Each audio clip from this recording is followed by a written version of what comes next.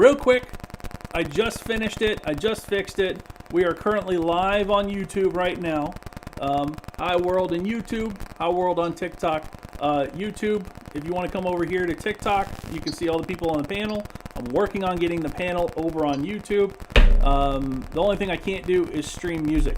So if I ever get banned on here, I'm going to start doing lives on YouTube. And I also think that Ali can go live on YouTube with me, but I don't know how to do that through OBS yet, so I'm still learning. I think we can go live on YouTube now. I'm not sure, but I think we can too. Ooh, very cool. No, we're on everything. Speaking of, make it make sense. I wanted to tell you, I'm not sexist. I wanted you to know you can be a part of helping us go viral. We have an OnlyFans page, and all we're asking for you to do is write Sherman 2024 on your feet or whatever part of your body you're comfortable sharing with the world, and we put it on. Like, this is just more to help us go viral. We're on every platform, including OnlyFans. So we got people who want to contribute whatever parts you want to send us. We are taking those. We can have you, if you want it behind a paywall, we will send you whatever funds you earn. Hey. Like, we are really, if you are someone that doesn't need the money, then we'll use the money that comes in to pay my staff. Like, we are just trying to get the word out there, and you can show us whatever, sir. You and your platform. There's an email. I'm going to do it. Send it to OnlyFans. Not the feet. Socialist.com. Put it anywhere you want. We will cover you. If you need, this is your chance, people. You want to be out there making them dollars, but can't have none of your name? I got you. Just put my name on your name. I'm a rock climber. I got fucked up feet. I can't do that. I'll scare people off your platform. Sir, you don't get champion. You do not get the, listen, I had somebody that says, do you want me to put the feet in ground beef? I don't know what that does. What? I don't know what that does. But if feet and ground beef, it was going to get me to the White House to fix all this shit, then damn it, I might buy a pack myself. I just feel better wasting food. But yeah, like, it will take any, because we support sex work, like in general. We support, this campaign supports sex work. It is the oldest profession. And we have to stop pretending that it's something that we need to demonize. I've never understood why you can sell your body and your back and your lungs and your skin in mechanic fields and, you know, being a farmer and breaking your spine. That's using your body for capitalism too. The YouTube people said they can't hear you. Can't hear me. Uh-oh. I will take, let me clarify, I will take whatever body part you and your mama are not ashamed to send me. I have taken pictures this weekend from my portion, and my mother did ask me to be in a bathing suit, you know, but I did that. So that's what everyone is willing to do, will do this. So, YouTube, thank you for joining. We taking foot pics? Can you hear me? Any pics you want to. This. I'm only asking because I am in fact a pseudo-retired sex worker. I was a dancer. I do currently have it. Whatever you need in that regard, Mama, I got you. I got pictures. Any part that you're willing to put Sherman 2024 on or thatsocialist.com on, we will take it. Like, this is just about going viral. Like, there's so many things going on today. Right now, Puerto Rico does not have any electricity. Oh, yeah. I don't know where Joe Biden is about fixing that issue. What's killing me is I know that they're consistently trying to take Puerto Rico's land for rich people, right? They want to displace Puerto Ricans. This is their chance to evacuate and make sure people are safe during this hurricane. But we don't want to do that. Mississippi still doesn't have clean water. Like, there's so much stuff going on that we just, as average people, don't know about and don't have the ability to take our power back because we're busy. We have to provide for our families. Did y'all know that a new study came out, and this is not after COVID, this wasn't during COVID, this was pre-COVID. The study was 2017 to 2019. 80% of maternal deaths could have been prevented. I can hear you. 80% of people. Wow. That's crazy. In the United States of America. I don't understand we've been having babies for how long? For how long? Can somebody have a baby? Why? Why? Hasn't the technology? Do you know you're supposed to have? So you know you're supposed to have childbirth standing up. You're supposed to give birth standing up. I did know that. I was about to chime in. This is how bad it is in this country. So with my oldest, I wanted a home birth because I do not trust hospitals. In the state of Mississippi, it is illegal to have home births. It is illegal to have a midwife, a doula, or anybody else to deliver your baby, or at least it was when both of mine were born. I don't know if that's changed because mine is 18 and 14, but I can tell you at the time that I was pregnant with both of them, they made it illegal to do something like a home birth. Just like they do push for uterus owners to have C-sections now instead of full births, so you can schedule it around the doctor and their schedule, not a natural thing.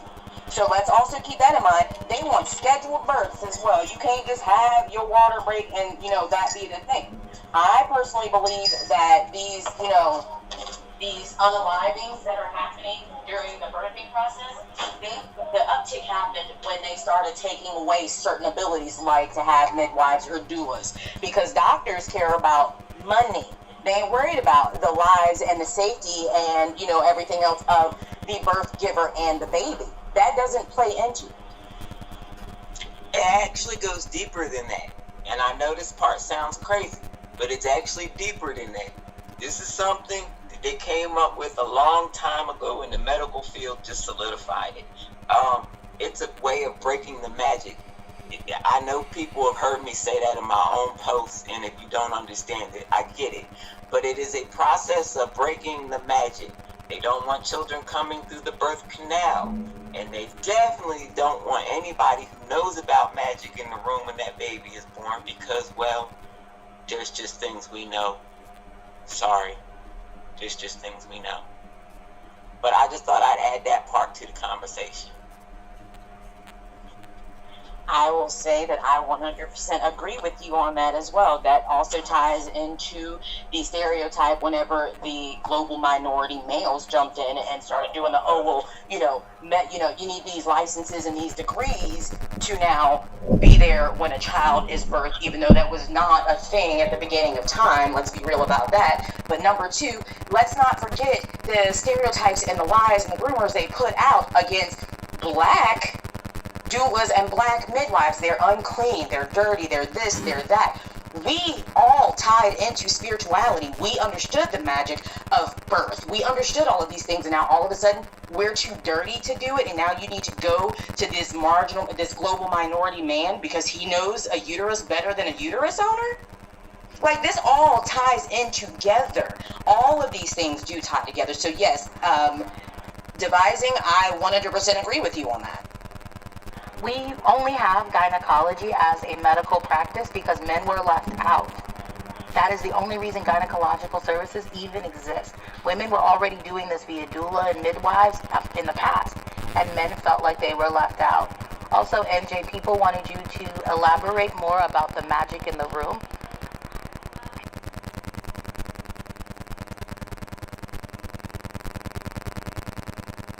You're on mute. You're on mute. Yep. I do that all the time. All right, am I unmuted yet? Yep. Okay, so there's different aspects of the magic. There used to be a long time ago someone in the room for the zodiac. There was someone in the room for the first breath, the entering of the soul. And there's a whole bunch to it. I can't think of it off the top of my head. This is where I get confused on what's a story that I read in the past and what's a story that I read in the present. You'll have to excuse me. It's a quirk.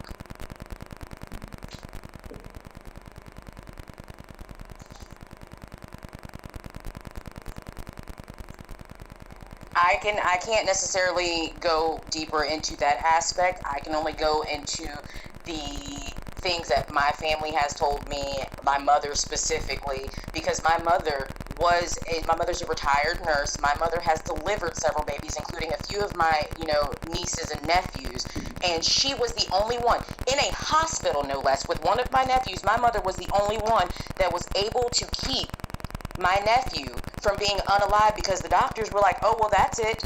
threw their hands up and like, oh, well, he can't because he was born with the veil over his face. My mother, who was just there to be there for my sister, knew exactly what to do. Not the doctors, not the nurses. My mother, who had birthed plenty of babies at home, she knew what to do. My nephew was born that day, lived, had 2 children. Granted, he is no longer with us on this side of the veil. He's always going to be with me. That's my ancestor now. But this is the thing. Most female-bodied people, innately, we just know what to do when that time comes. If you trust yourself and trust your instinct, it is a part of who you are because we birthed humans. It's what we have always done. So we already know what to do. You just have to trust yourself. There is magic and pain, but nobody ever said magic was pain-free. Let us be real about that. There is magic to be had in those moments, but the fact of the matter is that magic is lost. It is not just lost through C-sections. It's lost through the entire process now because when you do it at home, you got all these people talking in your face. You're distracted. They're trying to pump you full of all of these different drugs, and I'm speaking from lived experience now. This is my lived experience. There were things that I said I did not want, and in the state of Mississippi, I was told that I didn't have a choice because it was the law. There were things that they did to my body in the hospital because they have laws in place to remove my rights for what is happening during my childbirth. Again, I have an 18-year-old and a 14-year-old, so I don't know if stuff has changed. I'm speaking of my lived experiences. But yes, I didn't want an epidural. They told me I had to have one. I didn't want the pain meds. They told me I had to have them.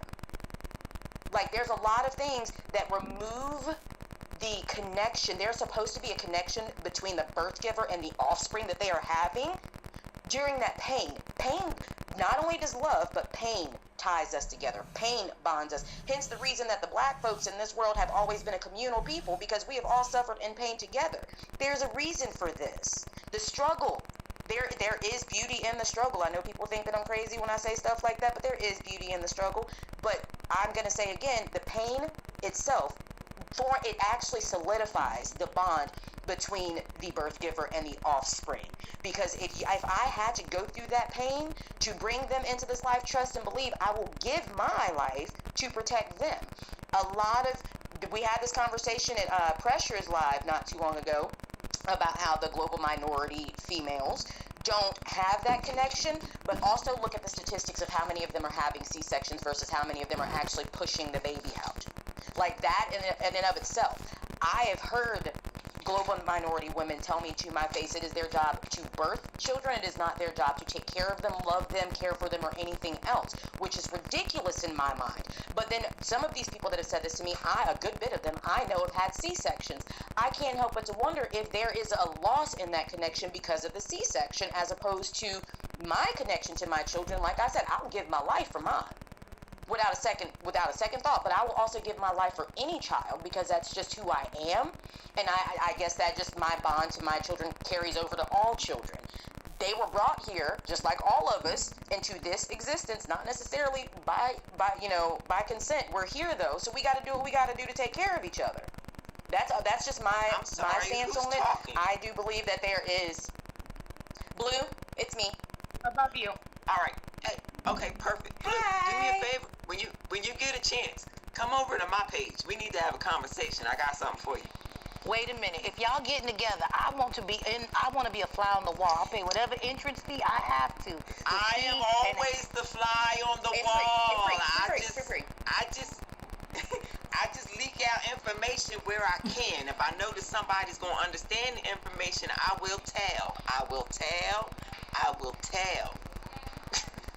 I love it. Okay, so we on the same page already, fam, because that's me. I don't get on anybody else's lives except for Mims. But for the most part, any other place, I'm a fly on the wall. I'm a creeper. I go in other chats and stuff, and I just drop some little nuggets here and there. I don't need to make myself the center of attention for any reason. That's just not me. But I will happily come over to your page so we can have some discussions about this. Whew. It makes me happy because I talk about this sometimes with people and they just look at me like I'm crazy and they're like, what you talking about? I don't understand. Oh, yeah, you ain't gonna get nothing but crazy. Every time I predict a new baby coming in the family, the whole family goes, oh, there she go again. There she go again. But I say, but you saying the word again. You want to count how many times I was right?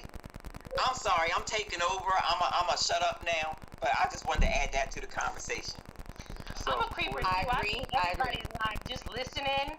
Sometimes I feel weird because I'll just hop in the room and I'll just be real quiet and just listen to everybody talk. And then all of a sudden I'll have something to say and realize I didn't even say hi. I ain't introduced myself. I just pop in like I'm part of the conversation. I've never related. So, Jake, I know you were about to say something, but hold on one. Jake, I know you were trying to say something, but 1 second. Mommy of 6, Aaliyah. I saw where you said you're going through it, baby. At any point in time, you want to reach out to me in my inbox, whatever. This is the thing. I'm always here for people. I don't have to know you. I don't have to have a direct connection to you. The fact of the matter is that if you are on this planet, in this plane of existence, we are the same. I'm here for anybody that deserves to share space with me. Let me make myself abundantly clear. If I don't feel you deserve to share space with me, I'm not going to give you my energy. I'm not going to give you that space. Let's be abundantly clear about that. Anyway, Aaliyah, you ever want to reach out? We can have these discussions too, baby, because I'm here to support in any way that I can. Now, sorry about that, Jake. Real quick, YouTube, are you still having any issues with the audio? Keep chatting with me and let me know if the audio gets wonky. I'm messing around with the settings. Thank you, Jake. Mims, your audio is weird and echoing. New here. On here? Very glad to be here, first and foremost. Also, a little anecdote. I've never related to these two in my entire life more than I do right now, because just the anecdote of I don't have to know you, but I love you anyway.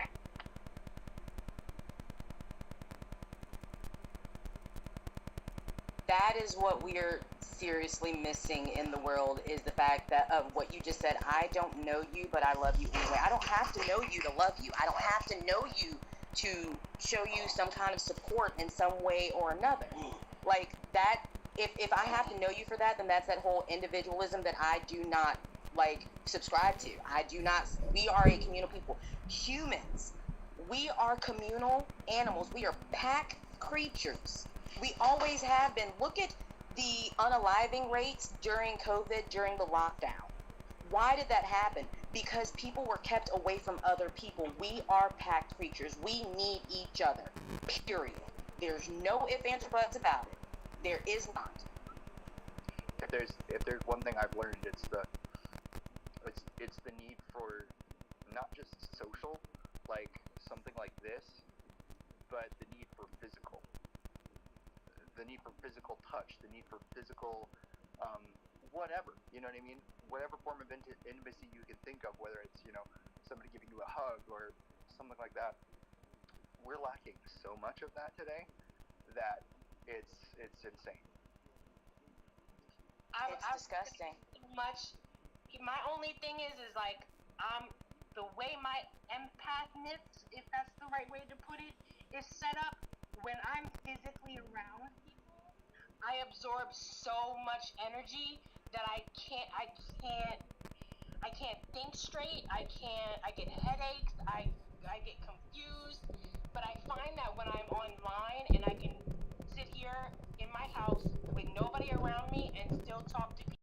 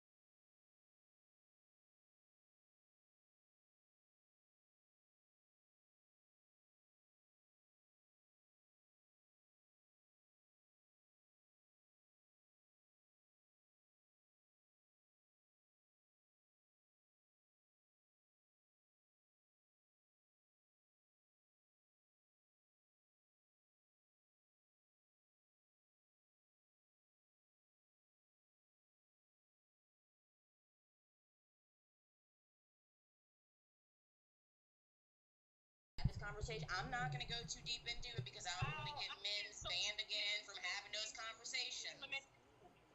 I have been social distancing my whole life. That wasn't a problem for me. It wasn't a problem for me. Staying as far away from other people as possible has been my goal since I was able to walk. Because y'all are exhausted. But what I'm also going to say is anybody that is experiencing what Charlie is currently talking about, I am actually writing a series of 3 ebooks right now to help as much as I possibly can, because I know, like, being on lives, it doesn't sometimes translate, or you forget what's being said, or all of these other reasons. So you guys are the inspiration for me writing this series, because I'm going to break it down. The first one is, what the hell is an empath? Second one, we're going to go deeper into the 4 most common types of empaths. And then the third one, I'm going to teach you guys some very, very quick, simple techniques on how to ground out your energy, because that is what your problem is. That's why you feel drained. That's why you feel overwhelmed. That's why you're having all of these not happy feelings, is because you are not taught the proper way to ground out all that energy that you are receiving from everybody else. So I'm doing that because I love y'all, and like some of y'all, and yes, these will be up for sale, but some of y'all, it ain't even about money.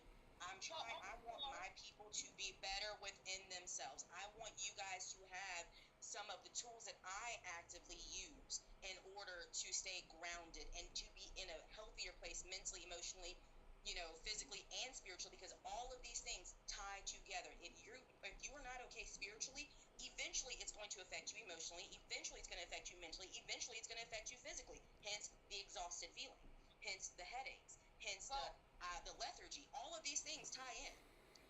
To add on to that, also, being that I was born neurodivergent, and I've had a lot of energy, and I was always on like 100. I would always get in trouble for always being on 100. People never really understood why I was so energetic, why I was so bubbly. So I got so much rejection, which also fed into my not wanting to be around or talk to people, because I was too much, or I was basically too much is more the only way I could really put it. So it created this barrier between me and wanting to be around people. Now, when I get on social media, I can talk to y'all all day, but you would not catch me dead in real life around this many people talking.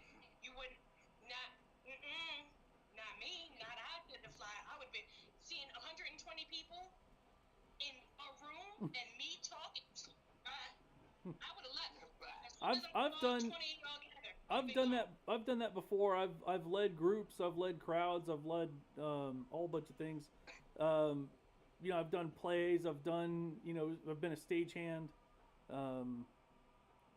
I don't mind doing it, but it's also different when you don't see the crowd, you just see a number. So, it kind of makes things a little bit easier because you don't see the crowd. You don't get overwhelmed. JW Nerd, thank you so much. I saw it. I don't know if you saw my response to it. I'm very new at OBS, but I am very techie. So, yeah. Thank you. Does anyone want to drop on TikTok? I have a hand. Hold on 1 second. I've got a handful of people that want in. Does anyone want to drop, and we'll cycle through? Let's see, we got one person coming in. Theater Crew Kids, yeah. I'm gonna go ahead and drop. I wish I could show y'all how many times I put on my robe and took off my robe, and put on my robe and took off my robe. I got the sweats and the chills. Oh no. Charlie, I got a question first off. Charlie? Yeah. What kind of tea are you drinking? Chamomile is all I got in my cabinet. Okay. Let me see what I can do. I'm probably going to message you a little bit later today, but you need to, chamomile is great, but you also need echinacea tea, and I really hope that you are adding lemon and honey to any tea that you're drinking. I've been lemon and honey, and I've also, and this comes old school from my grandmother, I have been cutting up lemons and salting them and sucking on them to help get rid of that phlegm in my throat. And it's actually helped because yesterday my voice sounded like a 67 VW bug, and I sound normal today. So I guess it helps. I wasn't gonna say it. Yeah, I would chug some lemonade. Except today, the thing is the fever, and I can't, you can't take that much Tylenol that often, but it just is not breaking, and I'm going from like heavy like menopause sweats to like freezing. I start sweating, so I turn on the air conditioner, and as soon as it gets cool, I start shivering, so I can't regulate my body temperature right now. I'm gonna go make some tea, and I'll come back, let somebody else come in the room. Thanks for coming through, friend. Go the Vicks Vapor Rub. I love you, fam. Yeah. Like put some Vicks on your feet and then you put some socks on. I'm not about to walk around my house talking like this. You gotta kick me. I can't do it. Okay, I got you. Got you. Okay. Hello, TikTok family. Hello. Make it make sense. Hello, Beth. So, yes, this is my real picture. This is what I look like. And what I was talking about earlier, and I don't know if anybody else saw, but as far as when it comes to Puerto Rico, is that, yes, we should help them. But the reality is that because they are poor brown people, they will not let people like them in this country unless it's for a stunt. Like what just happened with Ron DeSantis. So that's what I was trying to get, and I think that it was friendly fire. So I just kind of wanted to clear it up with Real you. quick, since you got kicked out, put another request in, and we'll get you back in. I don't know what happened. It showed up as a purple square, but that was it. And then all of a sudden, I look over and you're gone. Put another request in, and I'll give you priority next time somebody drops. Can I just say something real quick? Sure. I feel like with the whole situation that's going on in Puerto Rico, seeing as how we've had our last occupier throwing paper towels into crowds and crap. Oh yeah. I think it's safe to say that even though we have so many internal problems when it comes to like Puerto Rico, when it comes to Mississippi, when it comes to Louisiana, when it comes to Flint, Michigan, it's like it's hard to kind of find an equilibrium and start focusing on one thing after another, and it's like I can't imagine being the president right now. Jasmine can imagine it. Vote Jasmine Sherman 2024. Yeah, Joe Biden hasn't done anything to try to help anybody. Like, if we're really going to be conscious, he had the power. We have meteorologists. We knew that hurricane was coming. He could have evacuated those people. He chose not to. Mississippi, what's happening in Mississippi? He could have evacuated those people. He's choosing not to. And what I will say is, you cannot convince me Joe Biden is not a white supremacist. Even George Bush evacuated the black people after Katrina. Do you think that the Republicans, the capitalist Republicans, sicko, the Satanists, are stopping him from doing it, and they're not signing off on it? I think that he has the political power to not be stopped by anyone. The Patriot Act was never rolled back. Presidential powers, that is a thing. He could declare a national crisis and evacuate those people. He is choosing not to exercise his power. He is choosing to let brown people die. Okay, so I want to add on, I want to take what you just said and then swing it back to, is it Tene? How should I address you? I can go by Tenchi. Attention. Hey, so this is what I was referring to was I want them to release all of the Latinos that are incarcerated right now. If you look at one of my recent posts, a guy put something together and explained it quickly and really and perfectly. So I'm not sure. I know that in my state, which is Maryland, I am made aware that they are sending people to go help them. don't know what they're doing.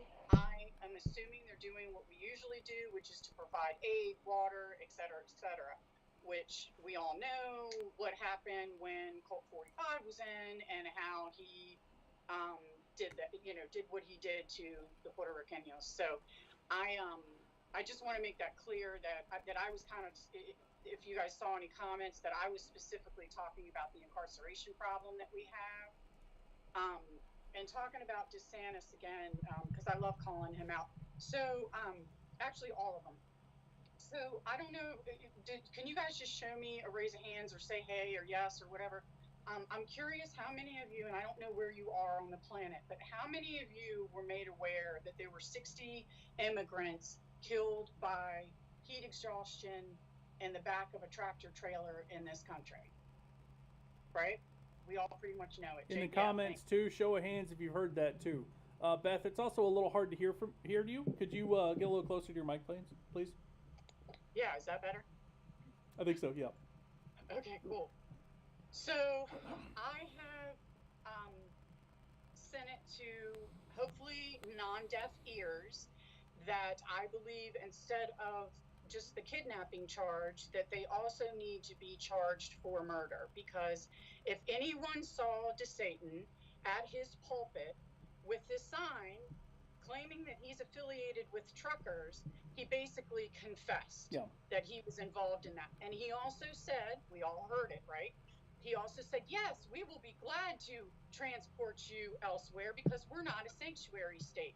So in my opinion, my non-degreed law opinion, I'm requesting that. I'm also requesting that the judges that are interfering with our national security and obstructing justice are put to task as well.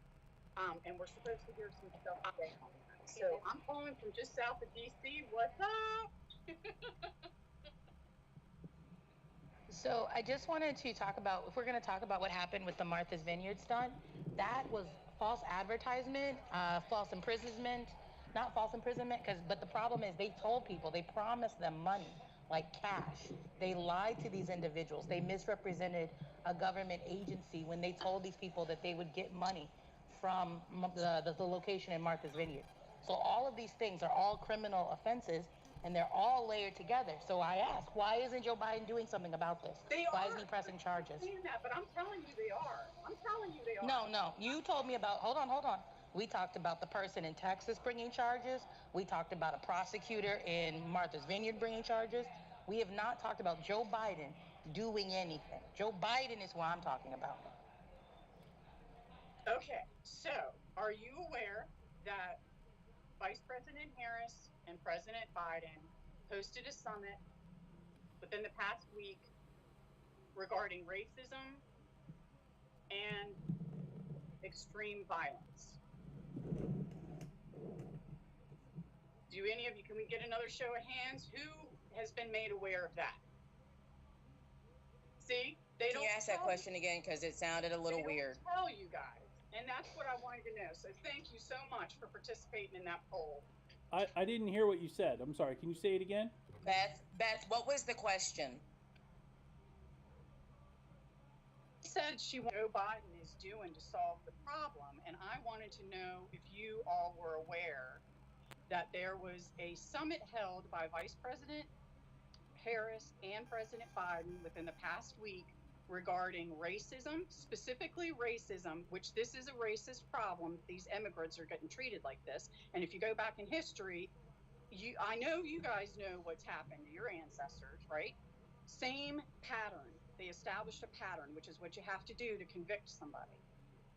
So my thing is, we only hear, this is just proving, we only hear what the media wants us to hear and allows us to hear.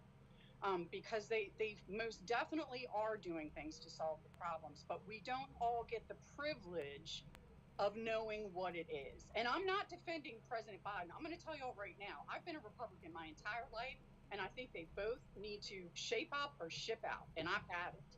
I'm with Jasmine. Her and I can go in there and co-president and fix this, and we'll all be dancing in the streets, having a good time and So fed.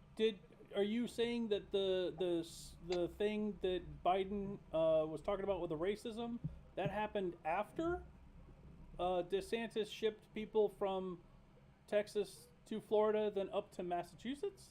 That happened after or Yes. before? It happened within the past week, so it's around the same time. But that doesn't I- that doesn't have any correlation to DeSantis. It just tackles racism in the country. But like I said, this is a Can I- racist problem because we're not all being Can I- treated equally. And I understand what you guys said about I just want, before you all come for me, I just want to say I do understand that they're not doing it the way that you would do it or I would do it, but we don't know all the facts. So here's my point to all this. Instead of us spending time talking about how crappy they all are, because we know how crappy they all are, I want us to spread information, to discuss things, to come up with solutions, to write them down, and to send them to DC and say, this is what we want. Do your freaking job or get out. You see what I'm saying? So, Yeah, but I have we could do something different. I have a person running Please. for president in here, and I have panels constantly with people that are talking about their lived experiences, talking about their family experiences, talking about their heritage and their experience through that, and yeah, so. okay, so let me ask. Hold on. Jasmine, We're going if to- it's you we're running going to for blue. president, have you filled Beth, out the paperwork we're for going it to- yet? Because they won't Beth. let you do it. I'm telling you now. Kanye already Beth. proved that. I will answer your question after Blue goes. Go ahead, Blue. Thank you, Jasmine. First off, I would like to point out that Jasmine does use they, them pronouns. My pronouns are he, him. Now, Beth, my love, so you did lose a lot of people in some of what you're saying, but I would like, for me, I'm going to say it this way. Number one, those summits are not just all of a sudden. That was pre-planned before this entire situation with sending those people. I do not use the Even term better. immigrant. I'm not going to use alien. I'm not going to use the term illegal. Their whole hold on. Don't talk over people. Beth, I'm not coming for you, baby. I'm not Beth, please mute yourself. I'm not coming for you, love. Okay. Please mute if you're not actively Some talking. people want to be attacked when Beth. I'm trying to make progress. Beth. It's like, I'm not attacking you. Nobody. Beth. Okay. Beth, I need So, you Beth, to you've wait been- a minute. you've I'm been not muted. coming for you. Trust me, you would know. You've been muted because you're not listening. We do one at a time here. We all have coherent conversations. You'll have plenty of time to respond. I'm going to take you off mute if you'll mute yourself and have a little self-control. I am not coming for anybody with my statements. Trust people in this panel who've been here, like whenever I've been here, you will know if I'm coming for you. I promise you, because I won't hold back. All I'm saying is that summit was already pre-planned. Summits pertaining to racism don't do anything to help the problem with racism. All of these politicians sit around all day long talking about it. We know they do. They have no intentions of changing it. It's not news to us, which is the reason why I personally don't care if they informed the news stations or informed, because these conversations, I know as a black person, these conversations are happening behind those closed doors all the time. One does not directly correlate to the other, and to draw a direct link between the two and the way that you did is the problem for a lot of people. That's why people are not understanding you, because you implied, I'm not saying it's what you meant, but you implied that the summit was a result of them busing people to Martha's Vineyard, when the summit itself was already pre-scheduled and already a thing that was on the books to happen.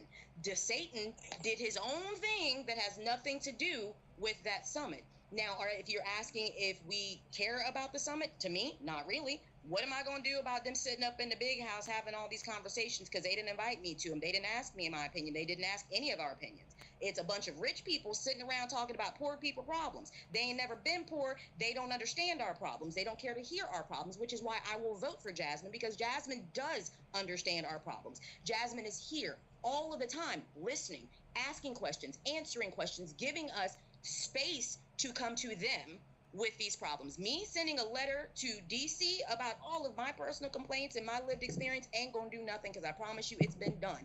We have marched We have been unalived. We have been a lot of things over this one particular topic in and of itself. So I really don't think that me sending a strongly worded letter to DC is going to fix the problem. We are having these, I do agree with you. We are already having these discussions. We are already trying to come up with solutions. The difference with what we're doing versus what you're suggesting is we're doing it with the person below me right now, Jasmine Sherman, 2024, President of the U.S. This person right here, we're having these important conversations with the person that's wanting to listen.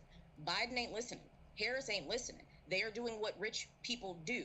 Jasmine has already pointed out multiple times what they could be doing in that big old house that they're not doing. And I'm going to continue to ask why when they have the power. If the person right here who has never actually sat in that big house knows the answer to these questions, because it's not only common sense, but you can go and figure it out, and they don't, when they have the ability to do it, why am I going to worry about them and their summits?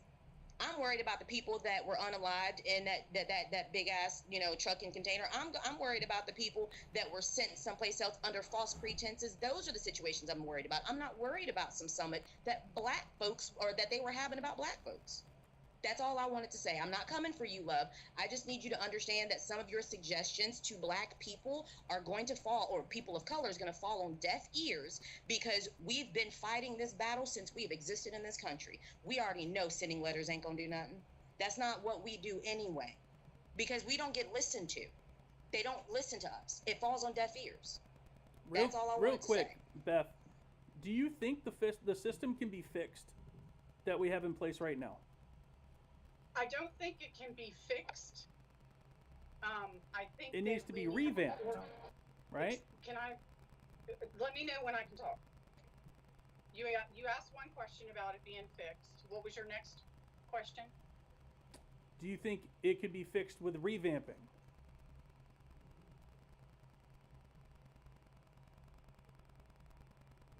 The only way it's going to get fixed is if people want it to be fixed. That didn't answer my question.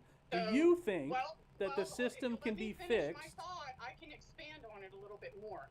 You don't know how I speak normally, so if you can just kind of be patient with me and not jump in, as I respected Ms. Blue, or I'm sorry. I do have memory issues because I have PTSD, and I remember you saying your pronoun, and then I remember the they them pronoun of the other guest, but I forget, Blue, what pronouns do you want me to use with you, please? With me?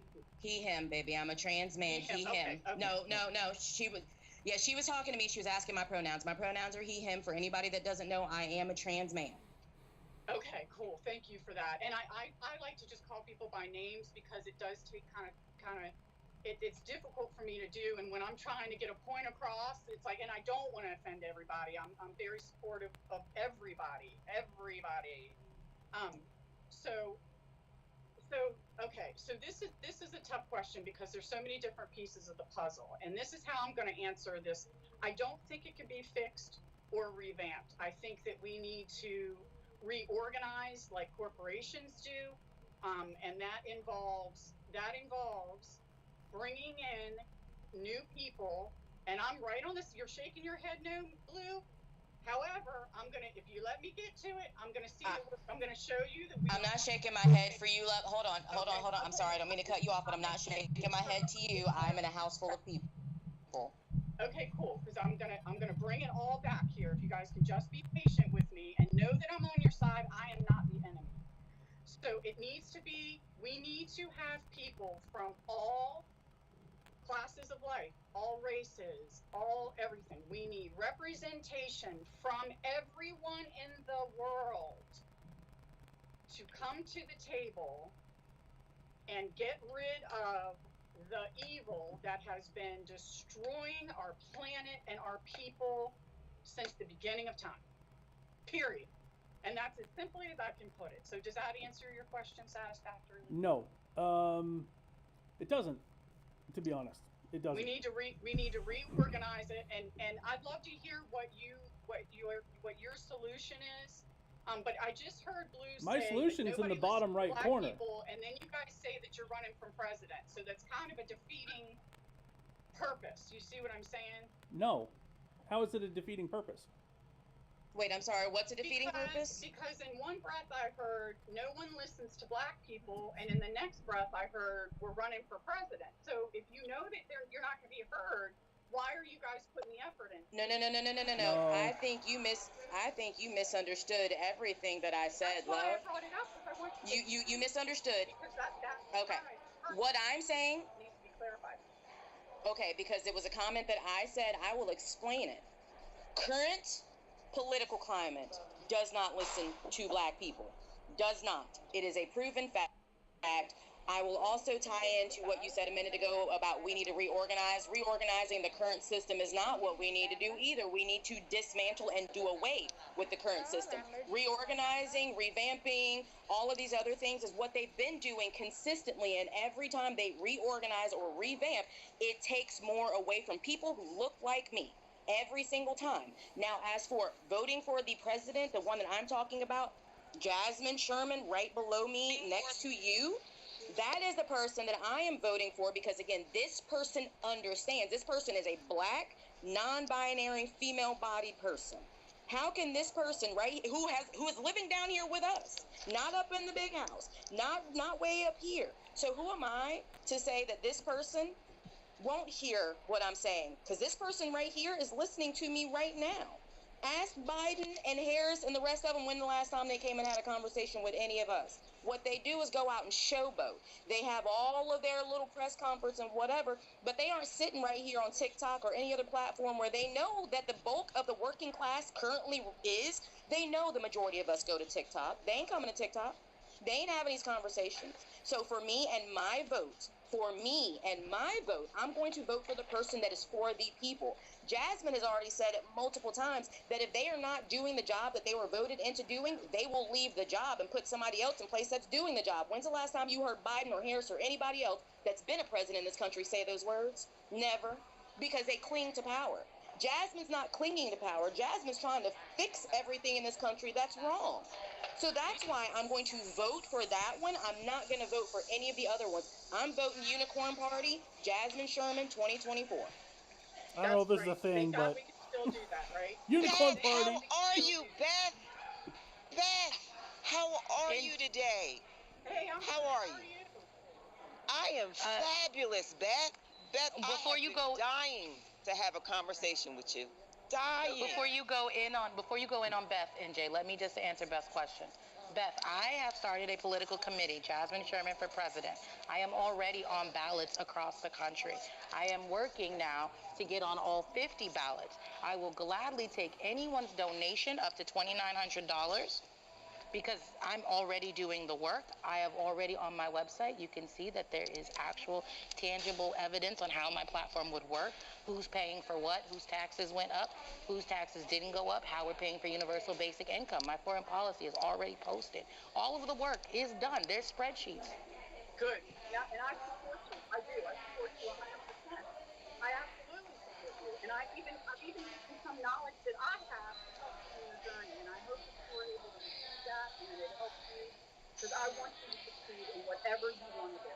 The best way that the non-melanated community can help me is through donations of up to $2,900 or inviting me on their platforms so people can hear that I exist. That's the best way that people can help me. I appreciate people wanting to offer. What can the non-wealthy, because we're not all wealthy. Sure. I have options too. Right here in my link tree, there is a link. It's called Donate Labor. We have written an email for you. Okay, All you have to do. People that are disabled, you can't donate labor. We can only. So time out, Beth. Time out, Beth. So first of all, Beth, we're not going to work out if you keep interrupting me when I speak. Second of all, Beth, you worried about what people who are disabled can do it. I don't understand. If you want to help, why are you being so emotional? Relax and listen to what I'm trying to say. Beth, if you keep interrupting, I'm going to treat you like a toddler and mute you like I did before. Be an adult and listen. Okay? Listen. Just listen. So, you asked how someone who could not afford to donate could help. On my website and in my link tree, there is an email. We've written the email for you. We've given you the email addresses. All you have to do is copy the email and send the email to those email addresses. That is how you would donate your labor. Doesn't cost you anything. And when I said what I said, it was because when I have a conversation with someone and I hear something and I respond immediately, I'm used to people responding right back, and it's a quick flip. This is how I'm used to working all the time. Yeah, but this is my live stream. So And I this know, is how I we do it understand here. that. Look, I understand that, you guys. I came on here with the intention of having a peaceful conversation, and my style is different than y'all. Everything else I've said has been, you know what I'm saying? And now you're like, before you get into her. So before I get abused by NJ, I'm just going to excuse myself. I wish you So you're all gonna the best. leave? You're gonna leave after everything you said? So you're Because gonna do something that would your never. privilege lets Beth, you I came on do here to be your and friend. tuck tail and leave? I wanted to hold your hand, Beth. Why would you feel that way about me? I'm Because hurt. Jasmine just said it, and you're going to deny the reality that she just said before you go into her. First of all, my pronouns are they, them. You're misgendering me. You're also I being know, very, and very. you sound like a bunch of Christians. You really do. Everything. I'm a queer, pansexual, polyamorous person. There's nothing Christian about me. You don't have to be performative like this. That is the allyship that we always talk about. People, no one on the stage attacked that individual at all. No one raised their voice. What I said to NJ was, let me answer this person's question first, which is what I had promised to do after Blue got to speak. And that is what I did. NJ, if you have anything to add, My floor is feelings are yours, so friend. hurt. I came out here to extend my hand in friendship, and I am hurt that you dropped down out of fear for something I had not done, nor intended to do, nor even began in on. I came up here in a friendly, delightful manner, addressed you as you had already said in the conversation you wished to be addressed. I don't understand what more I had to do to extend a hand of friendship to you, Beth. Hello, everyone. I mean, everybody comes in here talking about respect, and you were shown all the respect while giving none in return. And my feelings are hurt right now, so hurt. Matter of fact, my feelings are so hurt, we about to become real good friends, Beth. I always bring my friends in close when they hurt my feelings. I need more friends that hurt my feelings, Beth. So please, by all means, hit the follow button, Beth. I will follow you delightfully in our friendship of the future. But on that note, I'm going to drop down because once again, I have lost a date. I can't get a date on this app to save my damn life. Well, you know, Beth she just did something that people that look like me have been able to do. They've been able to avoid the situation. Can everyone mute the mics if you're not actively talking, please? So people that look like me, they can do that. They can leave situations that are uncomfortable. So a recommendation for those of you who look like me, the best thing to do is to listen. This is a safe space for everybody. But that means that everybody has a turn to talk. So, you know... Well, can I use my turn then? Can I address some people? Like, for example, filibust. I do not like disingenuous conversation. You cannot say in one breath, I respect what you're doing. But that's not a thing. You don't respect what I'm doing. What you're doing is hoping that I'm going to defer to you. And what you individuals who are not scholarly don't understand is, I'm not a Democrat. I am a millennial, and this is 2022. The technology is there for me to get my message out.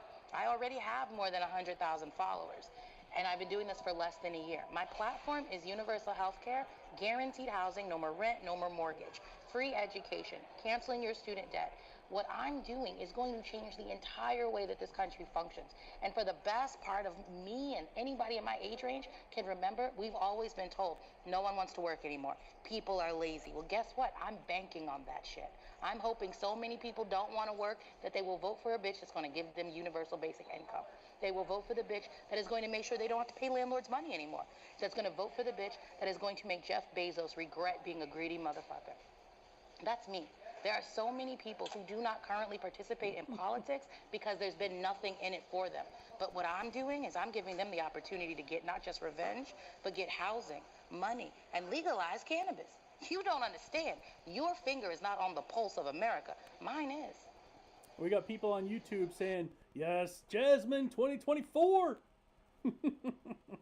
Love it. Facts. Love it, Facts. love it, love it. And can I just say that so hold on. everybody in We're this gonna- chat that is saying, oh, We're going to go bottom here. Mommy is 6. Welcome, friend. Sorry we've had some technical issues, but the floor is yours, friend. Thank you for coming on. Hello, everyone. I'm sorry. I was just listening in. I was like, oh my God, I can't believe Beth was cutting everyone off and not allowing everyone to talk. I found it to be extremely disrespectful, but I was trying to talk about something about the hospital, but you guys switched the what you guys were talking about, so I was like, That's okay. We can circle back. Floor is yours.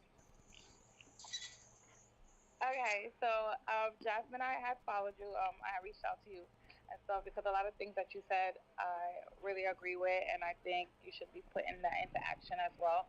I'm currently dealing with a lawsuit with a hospital that basically forced a C-section on me without my consent and my signature or anything.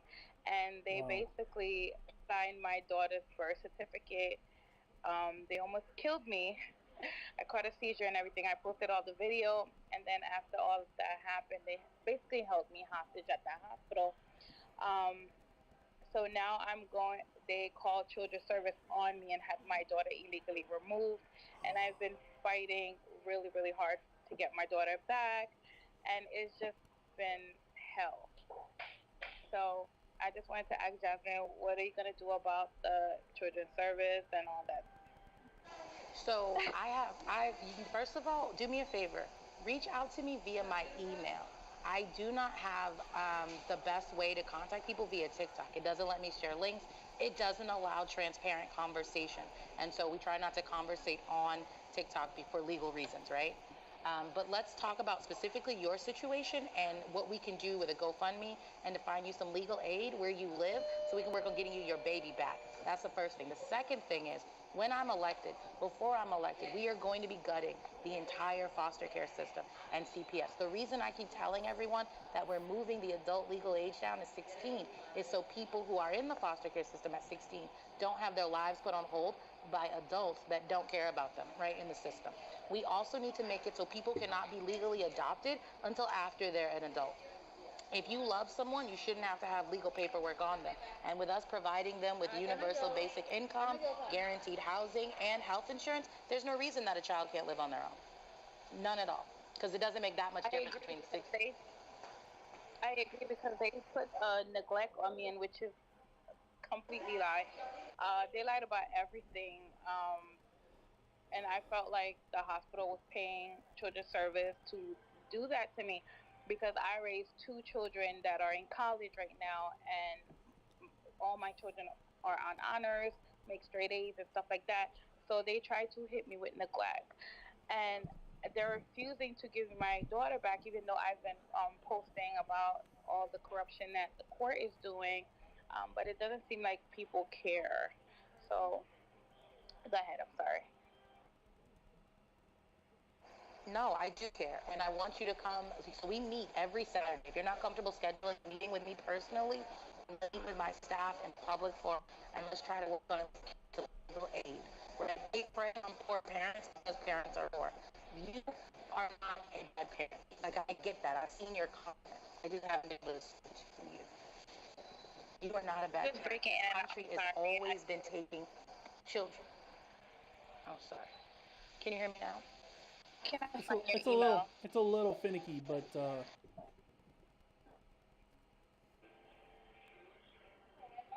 I'm so sorry you're My going email through is that. on the That's tree. It's also on my website. I didn't hear that. I'm sorry. Jasmine. Could you drop and rejoin? Sorry, Jasmine. Yeah, it's on their Yeah, website. because Aaliyah. yes. Aaliyah's my daughter's Hi, name, but baby. yeah. So, I did. Oh well, No, look. go ahead. Hey, our babies are. Yeah, but I will say this, my love. Number one, Yeah. I am currently I just added you to follow you. You can, like I told you before when you were in the chat, you can reach out to me anytime. I will support you myself in any way that I can. Now, granted, I am, with everybody else in here, I lack financial security right now. But I understand that sometimes it's not about the money. It's about the emotional support, the mental support, all of those things. So we are all here. I myself, I'm adopted. I was adopted when I was 2 weeks old, so I've never had to be in the foster system. But I am a parent. Even though I'm a trans man, I'm a mother. I birthed 2 children that will never be taken away from me, even as a trans man, because I pushed them babies out my body. My children call me mom, so I cannot imagine what it would be like to have my children, that the only people on this planet that know what my heartbeat sounds like from the inside. I could not imagine having someone take them from me. So, Mama, what I'm going to tell you right now, number one, don't give up that fight. I know you're not, but don't even consider it. I know on those bad days, and I'm speaking this into existence for a reason. This is the reason why I'm talking, because I'm a firm believer, words hold power. Talk stuff into existence. Number one, I know you're going to get your baby back. No ifs, ands, or buts about it. And the reason why I say that is because you have the support of the people here and anybody else. I'm going to be sharing your story as much as I possibly can. You have support. We are going to do everything in our power to help you get your baby back, because it should have never happened in the first place. This is a screwed up situation, and I know as a mother that your heart is breaking right now. So whenever you reach out to Jasmine to get whatever kind of, support in the legal or financial aspect, just understand that you still have the emotional support, you have the mental support, and you got people that are ready to go, boots on the ground if necessary, baby. I will find a way to get the money to come to you if I have to. I am that person. I am loyal, I'm ride or die. I don't have to know you to love you. I am a mother. That's all I need to know. You are a mother. That's all I need to know. So, Mama, whenever you reach out to me anytime, day, night, I don't care. You want my phone number? I will send that to you. I am that person. I walk my talk every day of my life. So, however we can support you, you let us know how we can support you in this moment. If you ever need to use my platform to come in and speak on anything, you're welcome to as well. And if you ever need anything, I'm here for you too. Yeah, because I really appreciate it, because they did not remove my older children. They just removed the baby. And I found out, like, my baby is worth more to them than my older children. So it's just been hell. And my daughter just started college, and she's going through hell. And it's just been, But I'm going to definitely message you, because I'm not looking for financial or anything. I just wanted to just keep putting my story out there so we could try to end children's service, because they're not only taking from no longer taking children from bad parents. They're going into like homes that are with good parents and removing children, and they're getting away with it because they feel like they're above the law. And this is why every time I go to court, they're stating not to record, not to broadcast, not to put it on TikTok, and I don't care. I just kept posting it because I just had enough of being silent, because they're so used to the other parents being quiet about it and losing their children peacefully. You guys picked the wrong mother to attack. And that's why they try to put, they having the police harass me and make threats that I'm going to go to jail and nobody's going to care. I don't care, because as long as my children are okay, that's all that really matters. And you guys cannot sit there and be above the law and think you're going to keep getting away with it. And this is why we need a lot of changes in the laws, because the government is controlling everything. It's telling us how to live, what to eat, what to do, and I'm just sick of it. Did y'all even see that they changed the guidelines for the what's in our food during COVID? I don't know if y'all missed that. They changed the guidelines of what's in our food too. Not to detract from what you were talking about. I just no, I added into it. Jasmine, I've been trying to get you in. It kept saying connecting, and then I tried to boot you, and it wouldn't even let me boot you. So, welcome back. Thank you, friend. TikTok, they don't want the truth out here, man. This app don't want me to be great. Are you guys able to hear me now? Absolutely. Okay. Mommy perfect. is 6. Thank you so much for sharing. I appreciate it. Of 6. Sorry, Jasmine. Can I say something real quick before Jasmine? Oh, no, you're fine. I just want to say to everybody. I was just going to say, everybody in this chat and everybody in the panel, follow Mommy of 6, Aaliyah, and we are going to help spread the awareness. We are going to do everything in our power, because there's 2 things that struck out to me with what Mommy just said. The first one being that she realized that her baby was worth more to them than her older children. That is fact. That is a fact.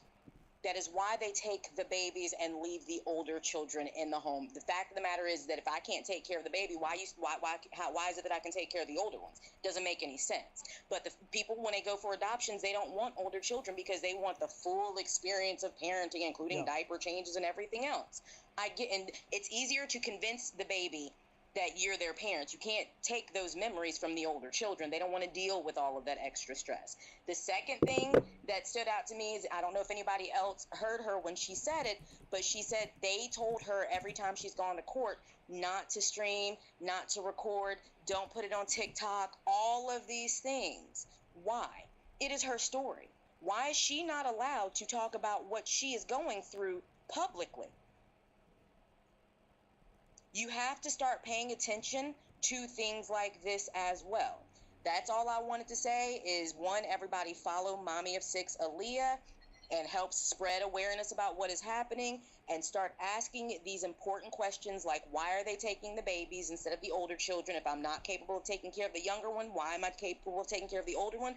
And ask also, these other questions like, why are they forcing C-sections if there wasn't a medical necessity for it? Like, these are important questions. Yes, I understand Angela A. said this happens to the global minority women too. You don't have to specify it. Please not have one of those moments, but it happens to us too. We understand it happens to uterus owners across the board. I'm a trans man who's had children. I understand it happens to uterus owners. We don't need you to do that. I'm also going to turn the plot, I'm going to mute myself. I know that this person right here, Sugar Souls, also as an indigenous person who's gone through stuff like this, has a lived experience very, very, very similar to what Mommy of 6 is going through. So it's not just one person. Understand that. Hello. Sugars. I have my camera out. What up, Sugars? Hi. So, actually, I'm going to shut my camera off while I smoke the cigarette, but hi, I am here. Right now I'm going to talk to you guys about ICWA. It is under threat right now. The Supreme Court is going to be reviewing it in October. ICWA was put in place because of the residential schools, the 60 scoops, and the adoptions from stolen children of Indigenous families all across Turtle Island, and not just here in America. This is very prevalent in Canada as well. But ICWA protects the U.S. Side of things when it comes to sovereignty. As some of you may know, blood quantum is something that is tracked across the board when it comes to indigeneity, to be federally recognized and tribally recognized in many, many, many different tribes. Every tribe is different, though, with the requirements. But when they first started taking our children and putting them in residential schools, a lot of these children were beaten, had their hair cut, they were unalived, essayed, adopted to white families, and stripped of their culture completely. In the last year, over 11,000 children have been found buried in mass graves, unmarked graves outside of these schools. The first discovery was in Kamloops in Canada, and that just opened the door to start investigating here in the U.S.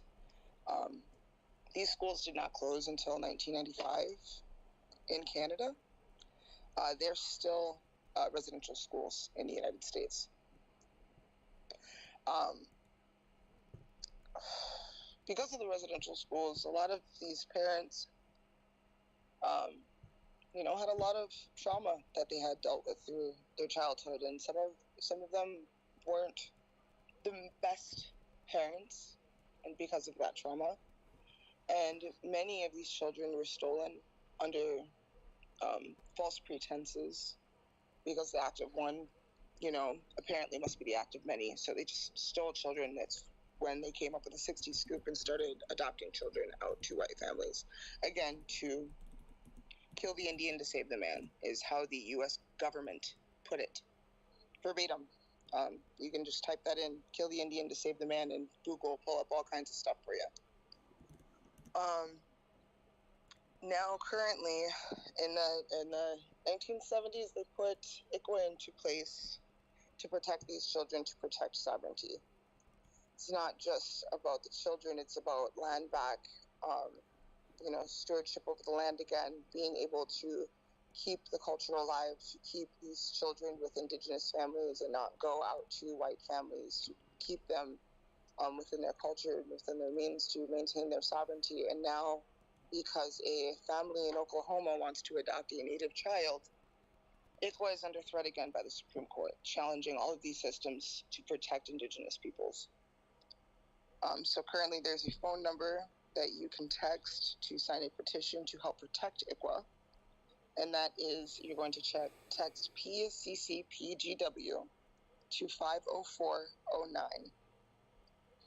This link will also, once you sign that petition, you can sign up any other, petitions that come up. They do send you stuff every once in a while to see if you want to check it out. But that is the current one for ICWA that I'm promoting. You can also go here on TikTok to Show Me Your Mask. They have a pinned video about ICWA and amazing resources. They've done the work for you to go and research everything you need and want to know about it.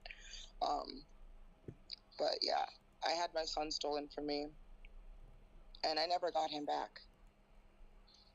And that is why I fight so hard, because being somebody that's been in that position, having a grandmother that went to those residential schools and lost her culture, it's this nation of America has stolen almost everything of who I am, and continues to challenge me and my identity, and continues to challenge my siblings and my cousins that are trying to learn and reconnect.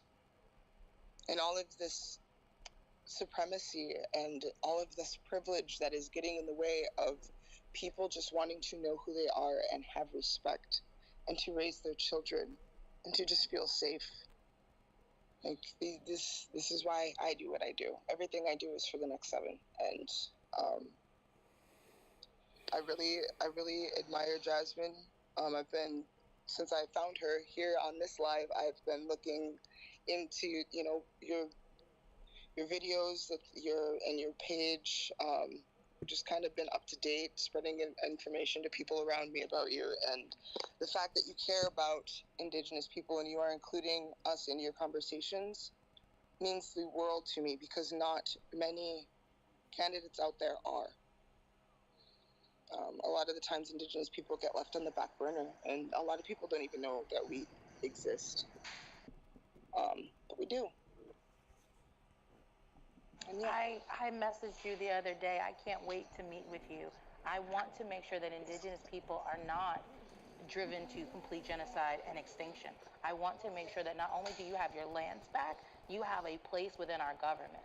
So what I'm going to do when I'm elected is set up a tribunal. So the same way I get a cabinet as president, I'm going to have a separate cabinet made up of only indigenous people, around one representative from every tribe federally recognized or not. We need to give you your voices back. We need to give you your country back. Part of the reason that I was trying to get in touch with you was because of some of the work you've done. I want my VP to be an indigenous person. Like, that's the only way we're going to fix this country, is we get back to where it was, and it has to be returned to the people who owned it originally. So I appreciate you allowing me to even let indigenous talking points come out of my mouth, because equal is 100% something that we need to protect. Yeah, it's you know, I mean, I don't feel like I'm the best representation of the indigenous community because I am still reconnecting, you know, but I am connected to individuals that are way more knowledgeable than I am.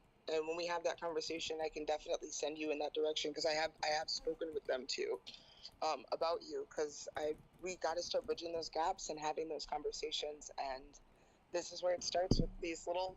It's funny how we're changing the world through a children's app. Real quick, Beth Withersome just came back in. If you're still in here, I don't know why. I don't know why you decided to come back. But, yeah, we're not allowing that. So, you're getting booted. Blocked. I need to go get some food. I'm starving. I'm not ending the live. This is a fantastic conversation. But please don't judge me. I'm going to be eating while listening. So, carry on, folks. I'm going to grab some food real quick. I'll be right back. If I could encourage Mims, you, you're you a should whole start human. eating on You gotta camera. eat. Yeah? It Okay. will help. Do what you gotta do. More people eating on camera will help eating disorders. Yeah? Okay. Yeah. I I'm a eat on messy camera every eater. chance I get. Don't judge me. Don't judge me. It doesn't matter. Don't judge me. Can I say something about the flip side of that though, Jasmine? And this is because of a current situation that I find myself in with a child who I believe may not have the care that he should be having. I'm not sure, but as a parent, all of my red flags are going off.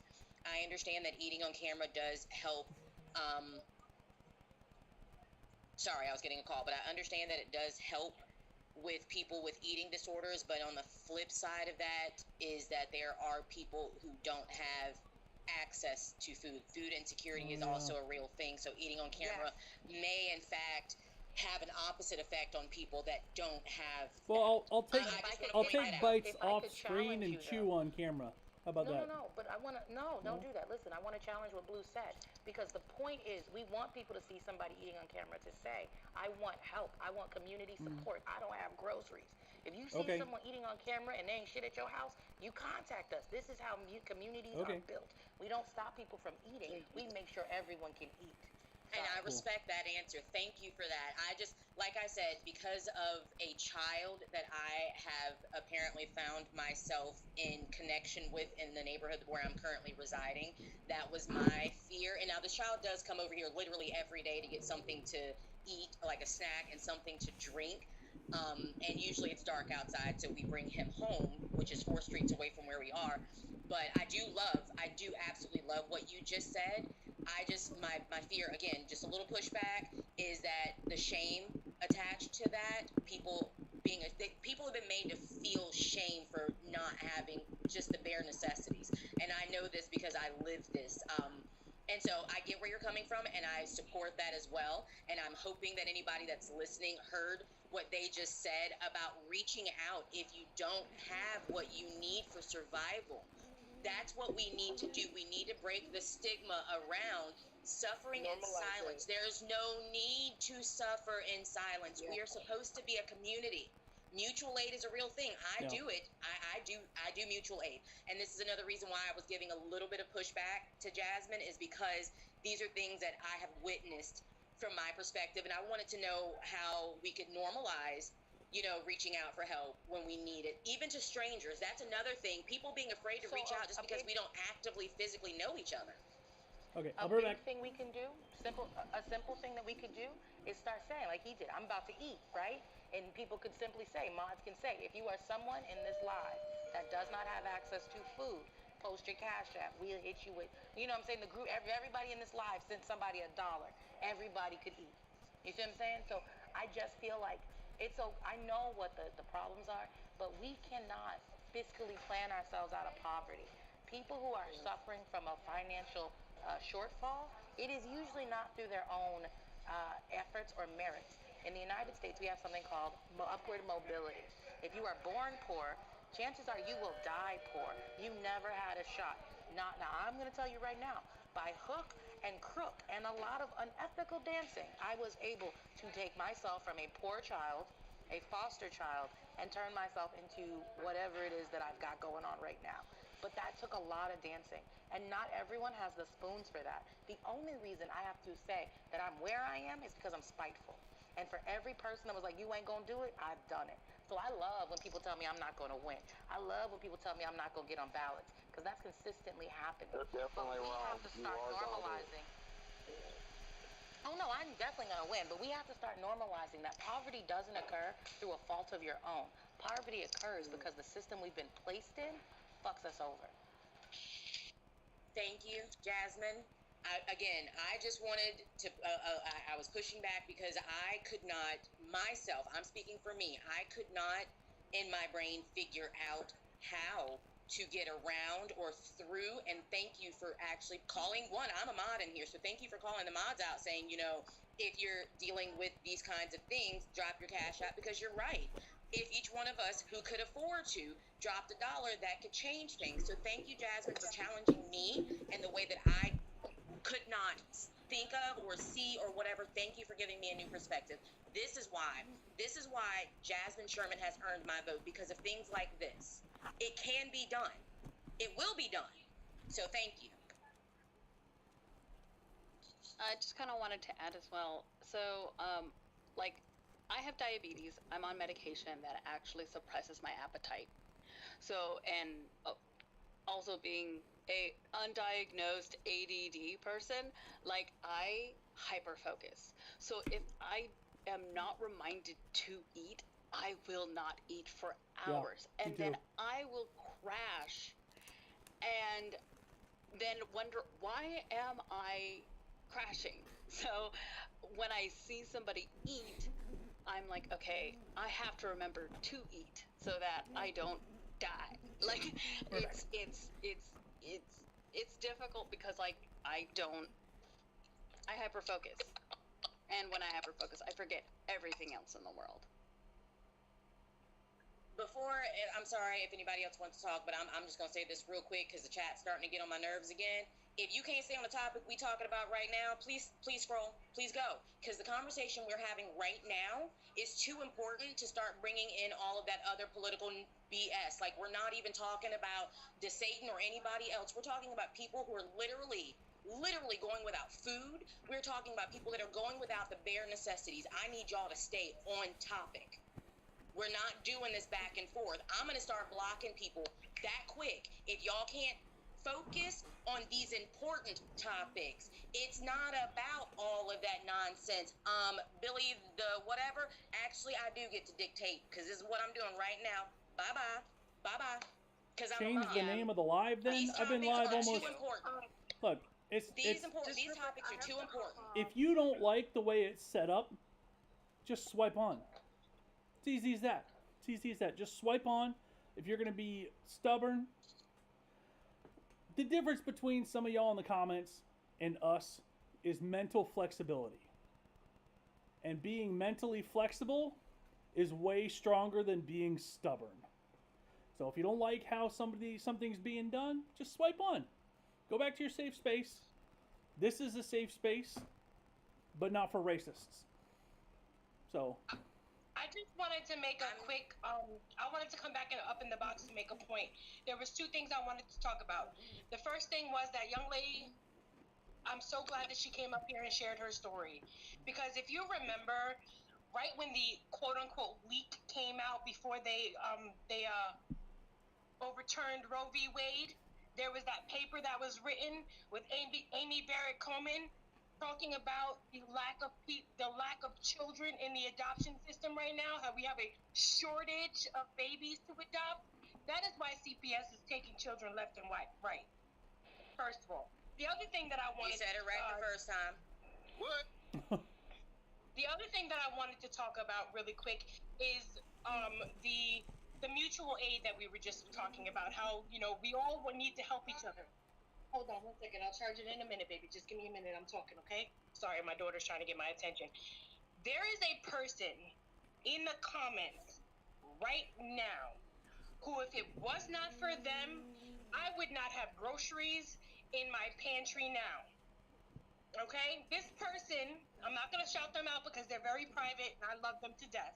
This person sent me money in order to buy groceries. And what I did was I bought groceries with some of the money, but then I saved some money so that way when my food stamps came in, I could take a cab home from the grocery store.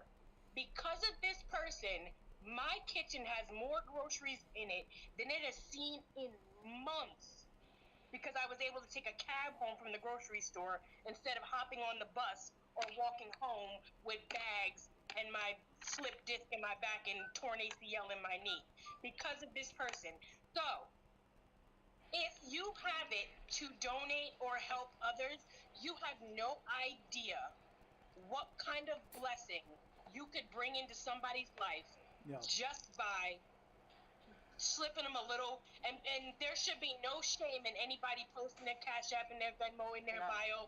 Listen, this person helped me out a few weeks ago, and I was able to put groceries in my refrigerator, but now I got COVID, and nobody in the house can leave, and I'm broke as hell. So I have no shame in telling you, listen, if you want to donate to my Cash App or Venmo, please do. Please do. But I just wanted to call that person out. Thank you so much for helping me. Because if it wasn't for you, I just made the best loaf of chocolate chip banana nut bread that I have ever had in my life. And it feels so good to be able to go into my pantry and open it up and not have to worry about limping my big ass to the grocery store and only grabbing what I can carry back on my arm every single day, every other day. That's what I was going to ask you, Brains.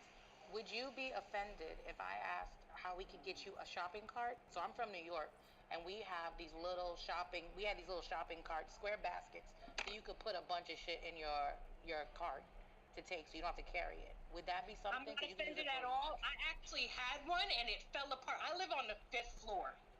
Are you a walk-up? You live in a walk-up? Yep. I live in a 5th floor walk-up. And dragging it up and down the stairs broke it, so that's why I don't have one. No, but if I get you another one, a good one, a little durable one, you be good with that? You wouldn't be offended? Absolutely, I would be very grateful for that. Thank you. Perfect. We'll you know how to get in touch with me, so let's make sure we sync up so I know how to get this shipped to you. Thank you. We could chat. I'll message you later. But and people are also offering the Instacart. So we have a ton of options to feed ourselves and help our communities feed ourselves. The issue is that we've allowed a system that consistently relies on our dollars to tell us it's not okay. We give corporate welfare all the time. Donald Trump, Joe Biden, like someone literally was like, oh, you're asking people for money to run for president? That's literally the required law. Literally the law. Like I'm required to do that by law. So rich people can beg for money all the time. It's not a problem. I don't know why when people who do need the money ask for help, it's an issue. That's a good point. I like to think of it this way. If every single day we picked one person in the chat where everybody sent them $1, do you know how much we can enrich each other's lives? Can I jump in real quick? Black Rose, can you mute that because there's a clicking from your mic? Yeah. But first off, 100% Charlie is right. If we did that every day, you guys who've been or that have seen me in MIMS for a while, when my brother passed, there were some people who donated, and I'm very, very grateful to those who did. But that's my big brother, my only one. And do you know how much shame I was people in my inbox after me breaking down and asking people for help because we are a financially unstable family, and I mean my entire family because hello, and I had so many people in my inboxes saying that I shouldn't be begging, I shouldn't be dropping my Cash App or all of these things. Even here in the chat, one of our regulars, Smoke My Petty, is talking about the shame that we are made to feel, the judgment that we are made to feel. I had lost my brother. We're making payments because this is how capitalism works. We're having to still make payments on somebody that's already dead in my family. I have 3 family members that we're still paying on their funerals. 3, now 4, counting my brother, who we couldn't even afford to have a funeral. My brother was cremated, the first in our family, because we couldn't afford to put ourselves in even more debt trying to have a full-fledged funeral. My brother, the first one in the family, the only son that my mother birthed. I'm a trans man. My mother birthed 1 assigned male at birth. 1. And he was the first in my family to be cremated because we couldn't afford a funeral. Do you know how that feels? And I was made to feel shameful for asking people to help my family, asking people to help me so I could go home for my brother's funeral that didn't even take place. I can't even go visit my mother one state over because I don't have the gas. I have not seen my mother in probably 6 months because I'm not financially stable enough. I've got to choose between whether I'm going to pay my power bill or if I'm going to go see my mother. Charlie has to choose whether she's going to pay a bill or feed her and her children. This is reality, people. This is what we live every single day. And to be made to feel shame over it? Really? Really? Because we were not born in a place of any kind of privilege. This is why this is why Jasmine has earned my vote, but this is why I get so infuriated when people jump in these chats and they try to detract from these important conversations that we are actively having. It drives me insane. We don't have the luxury of distractions because this is our life. We don't have the luxury of pretending like it's not. And we don't need y'all in here trying to detract from us saying, hey, we actually do need help out here. Or tucking, This is why I or get tucking mad. tail This is and why leaving. I start shaking. Or tucking tail and leaving, which makes it even worse. Yeah. Charlie is sick. Her whole family is sick. Now, Charlie's a lot like me. Ain't no shame in asking for help. It took me a long time to understand and learn this, that I didn't have to suffer in silence. And it's still hard for me, because if you saw the video that I posted, I said, it's on all of right now. All my Drop links your have Cash been App, in. Blue. Right now, type it in there. Put your Cash App in this link right now. Because you're going to go see your mama. I don't even like family like that. You're going to go see your mama. Put your Cash App in The thing, and the killer part is I'm not close to my mother. I'm not. But that's my mama. She lost her child. I am a mother myself now. I couldn't imagine. My mom has buried 3 of her children. No mother should ever have to bury their children. No father should ever have to bury their children. That is not the way the world is supposed to work. Ever. We are the old ones. We are supposed to go first. This is what I'm saying. I don't know my Cash App by heart. It's in my bio. Same for me. That's anybody that's asking. It's just like, for example, like Lou was just saying, my whole family is sick. My 21-year-old daughter, she is the only one in the house who's working right now. I am waiting on disability. She took her vacation and her sick time in July when she got her top surgery. So right now, she's at home. She's not making no money. She's the only one who's been paying the cable bill. She's the only one who's been helping out with any bills. We're stuck in the house. We can't, even if we can't leave. Even if my daughter wasn't positive COVID, she couldn't leave because she's in the house with COVID positive people. We stuck. Sorry, hold on.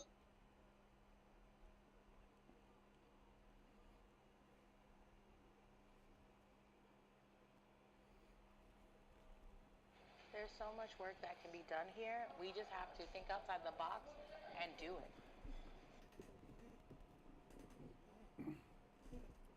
Yeah, I agree with the cable's a luxury, but the internet, it's a necessity this day and age. When I say cable, I mean internet, and because I don't actually have cable, I have only internet. No, but the internet that's how is we a watch necessity. TV. We stream, and we use the internet. My daughter does her preschool or her kindergarten work on her tablet. Yeah. My oldest daughter uses social media and she games, and she's the one who usually pays the internet bill. And she pays it because she's the gamer. She's the one who used the most of the bandwidth. But she's at home now. She can't go to work. To the commenter that said that comment, you understand that if you're in financial stability and you sign up for internet and it comes with maybe a home phone service, maybe cable, if you go into financial trouble, you can't just stop those services, right? You're locked into a contract. Come on, man. Facts. And if you do stop those services, you get charged for breaking a contract. Yep. For example, if my internet gets shut off, not only do I have to pay the bill, but I also have to pay $50 extra for a reconnection fee. The one thing that people don't want to ever talk about is that it costs to be poor in this country. Yeah. It costs. So we should to talk be about poor. that. If you look at revenue mapping, you can literally see that it costs more money. Revenue mapping is it's a graph, it's a picture, and it shows you the most expensive parts get redder and the cheaper parts get lighter. It's like a lighter shade. And so it costs us more money to build things to create suburbs. So when you have suburbs, somebody literally has to put pipes in the ground. That's an expense. And then we have to push water and sewage to the suburbs and electricity because that costs more money. Money comes from cities and urban areas to cover the suburbs. Well, even on top of that, like if you take somebody that's broke and they can't afford to go get I'm not even going to say a membership to BJ's, because the membership to BJ's is a luxury and a privilege on its own, or Costco or Sam's Club or whatever. If you go to the Dollar General and you buy one roll of toilet paper, it costs exorbitantly more than if you buy a multi-pack. And if you buy a multi-pack, it costs exorbitantly more than a mega pack. So, if you buy from My daughter, sorry, go ahead. my 5-year-old started school on Monday, right? Now, because the school system, hold on. Well, babe, I'll get you juice in a minute. Let me finish my thought and then I'll come help you, okay? Now, because the school system, wait a minute, I said. Okay, I'll fix it in a minute.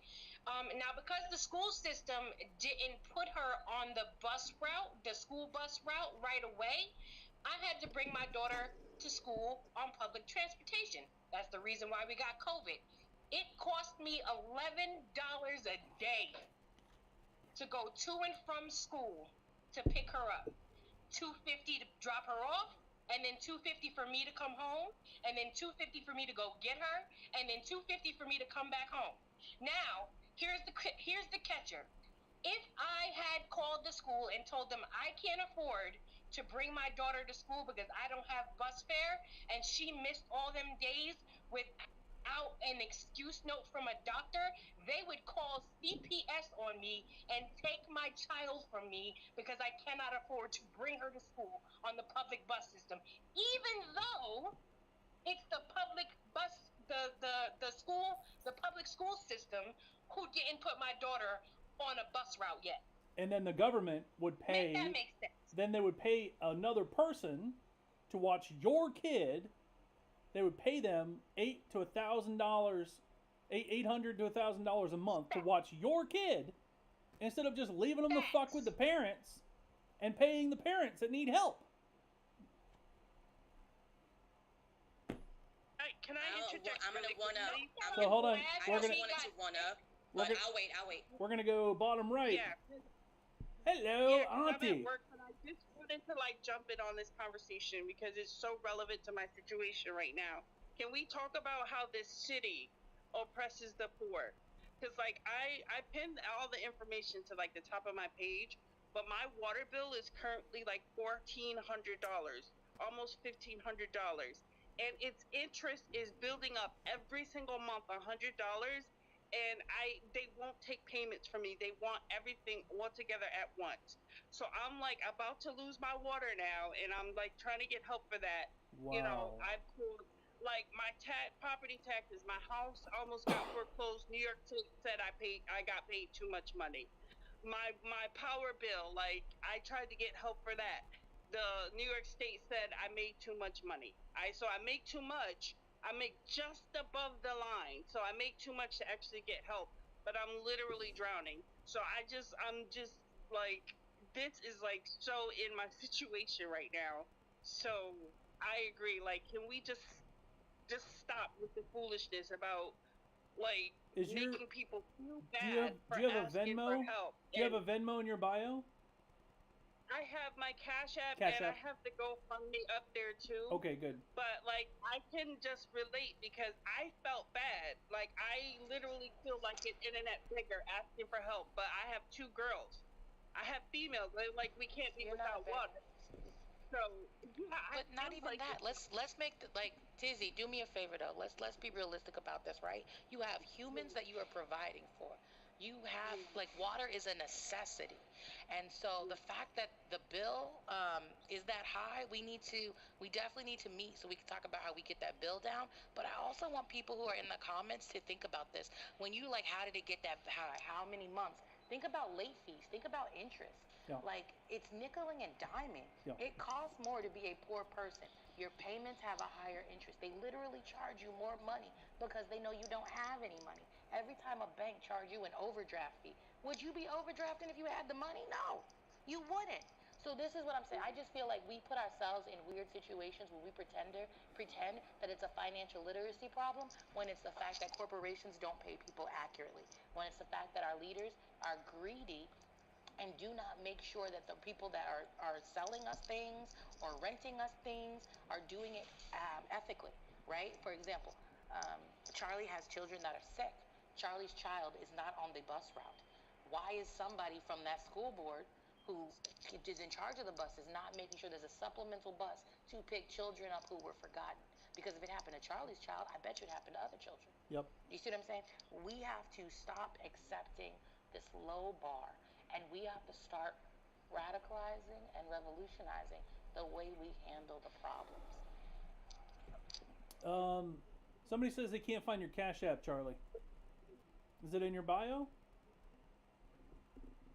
Who me? It's in my bio. I think somebody dropped it in the chat too. I saw that. Thank you for that, by the way. But it is in my bio. Can I jump in real quick?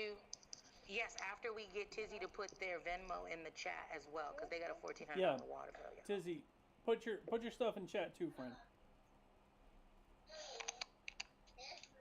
Blue? So some people in the chat are saying things like this are not legal. The thing about it is that almost every single utility you have, when you go there, you have to do an application or some kind of paperwork. What you're not paying attention to is you are signing the fact that you will do these things. That's how they make it legal. They trick you because they know that without signing the paperwork, you can't get the utility turned on, so you're not even going to read it. They're going to tell you, hey, we need you to fill this out. You filled it out, you signed your name. Yeah. That's how they make it legal. We only have one water company that we can choose from here. We only have one water company. We only have one electric company here, and they're both atrocious when it comes to like their reviews. I had 3 missed payments. I have it on an automatic payment thing, and that is another thing that a lot of people can't do, where I have it on an automatic thing, but I didn't move money over correctly. So it tried it 3 times in an hour, and now I can't do it online for a fucking year, and they're going to charge me $3.50 every single time I have to do it over the phone? It really grinds my gears, and I'm sorry if I'm loud right now, that anybody is even paying for water. It falleth from the sky for free. Why are we paying for water? Yeah. That's like paying for air.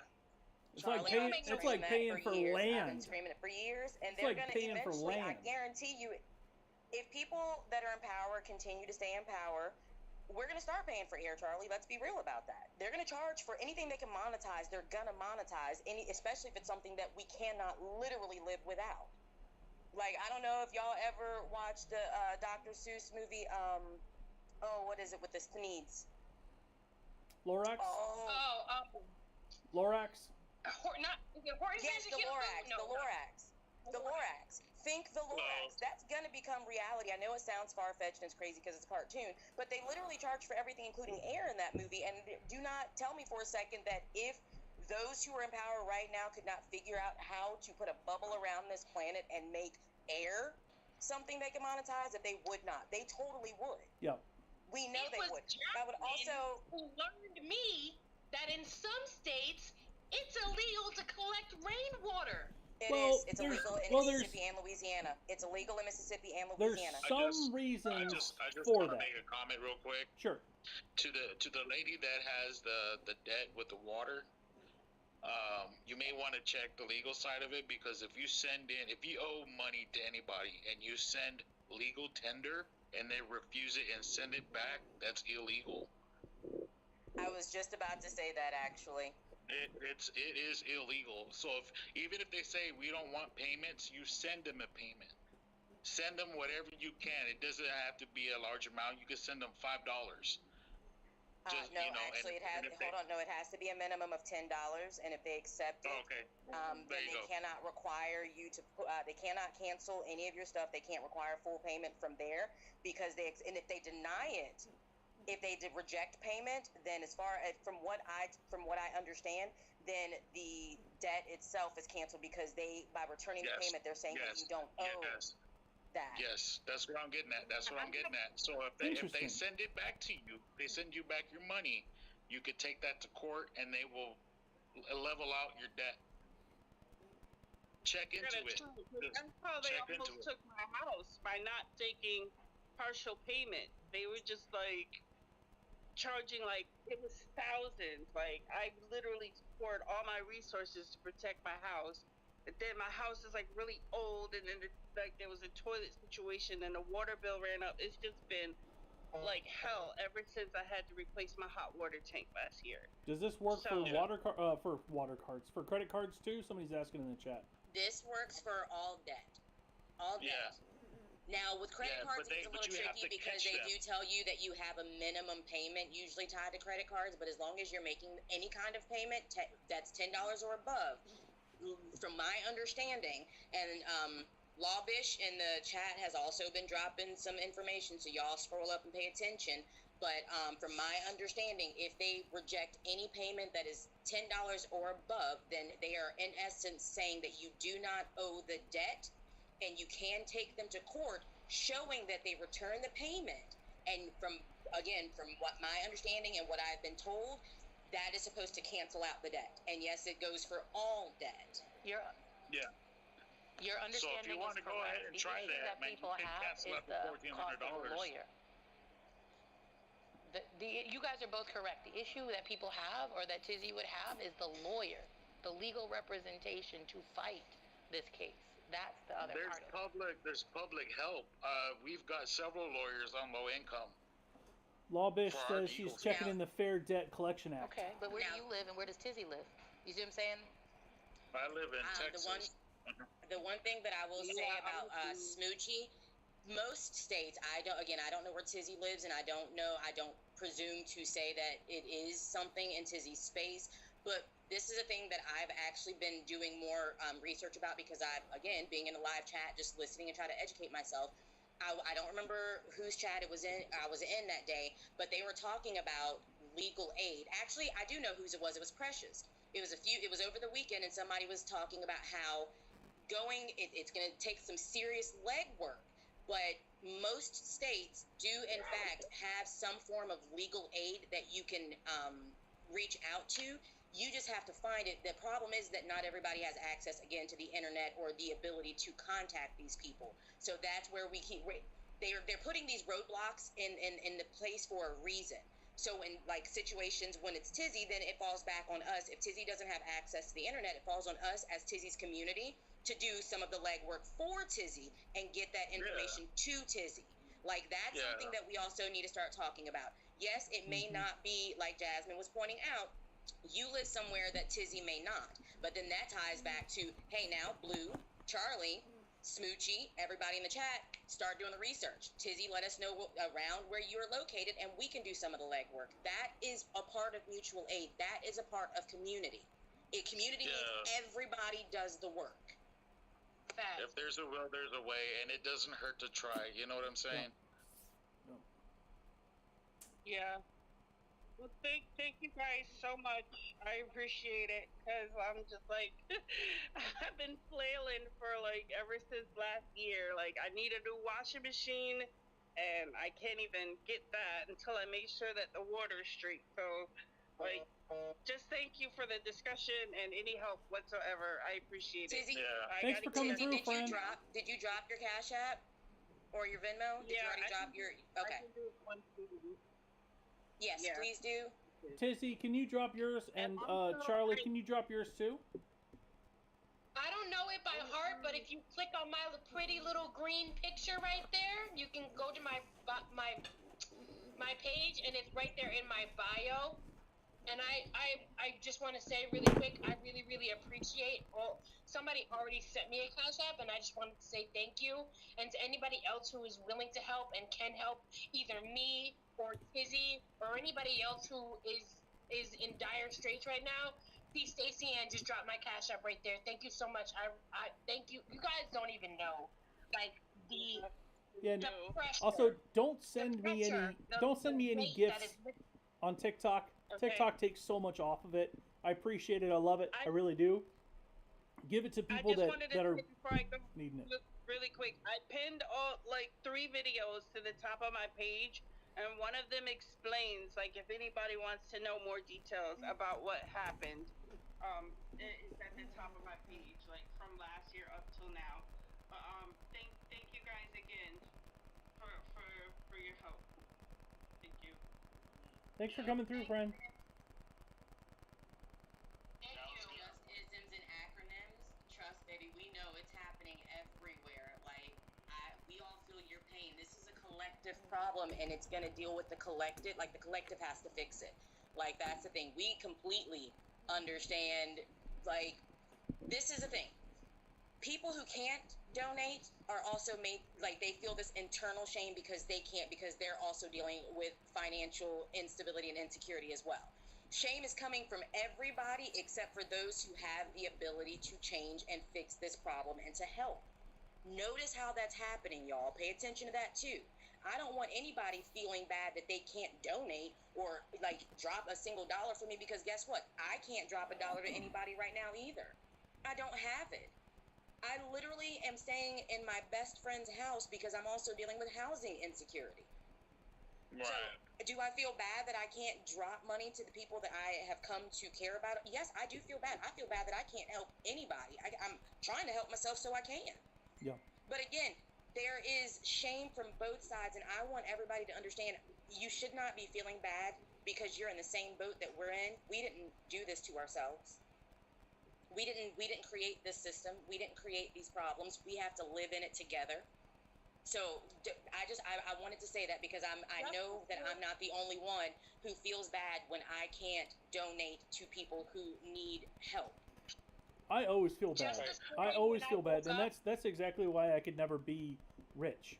Because if I started getting a big influx of money, I'd be like, okay, you're getting a fucking house because you've been struggling. You're getting a fucking house because you've been struggling. I can't. Do you know how much good I could do with 10K? Like an extra 10K? Like if all my shit was solved and I had an extra 10K, do you know how much good I could do? Like just locally or here on TikTok. You know, here's 1K, here's 1K, here's 1K, here's 1K. Oh, you need 2K? Okay, here's another 1K. Just this morning when I woke up, I was counting how many pumps I had left on my asthma inhaler and how many Tylenol I had left to get me through the next couple of days. Yup. So that I don't die of a fever. 1 month after we moved into our new home, we found out we had black mold, and that was, I can't remember the dollar amount. It was several $1,000s to get it fixed, but I don't know if it's just pertaining to employees at Home Depot, but there's a program called the Homer program, and you put in an application, and if you qualify, they'll reimburse you for the material and labor. Really? Just to put that out there. Yeah, my fiance works for Home Depot. Like I said, I don't know if it's just for the employees or it's for everybody. What's it called? The It Homer doesn't program? matter whether it's just for the employees. Yeah, it's called the Homer program. From See, Home this Depot? is the information that even the big corporations are keeping hidden from all of us. Like, it really does go deep, y'all. How many of you, I didn't know about what Smoochie's talking about. Has anybody else heard about that? Here you go. I got it right here. You're right. I have not. Look.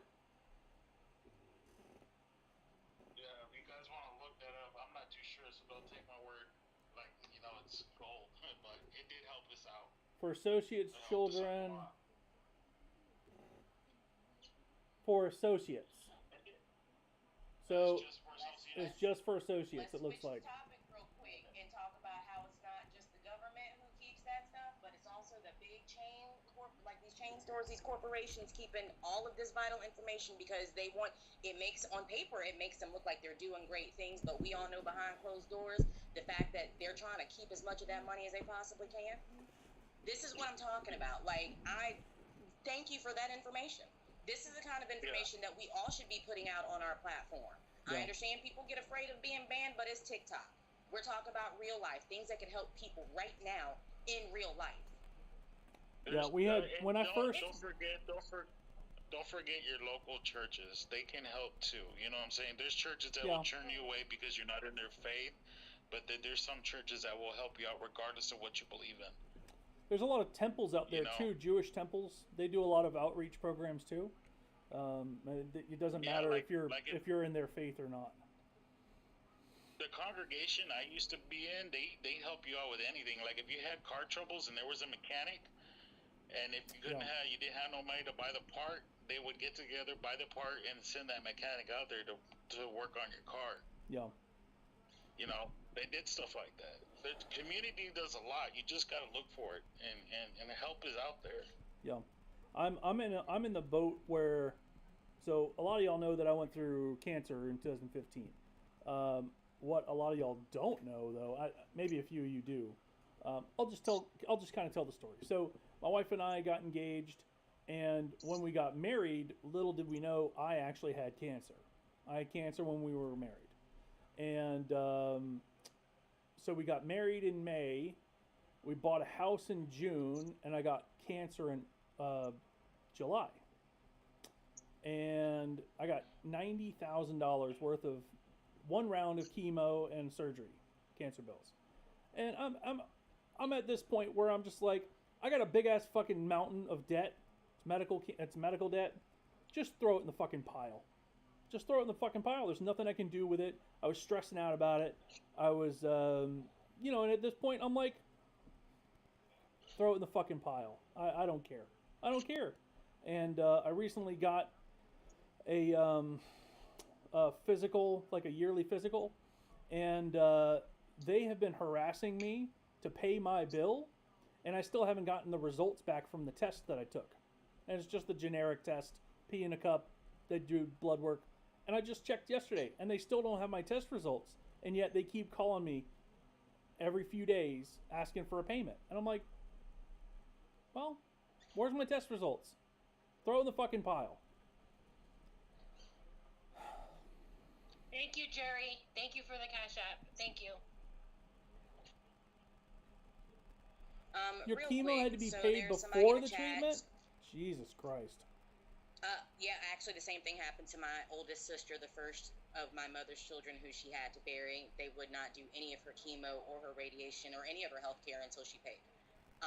She was married to a truck driver, Yeah. a long distance truck driver, so he had good insurance and could pay the copay. But anyway, there's somebody in the chat that says their name is what is that smell or what is this smell or whatever. And CJ, this is me responding to that person.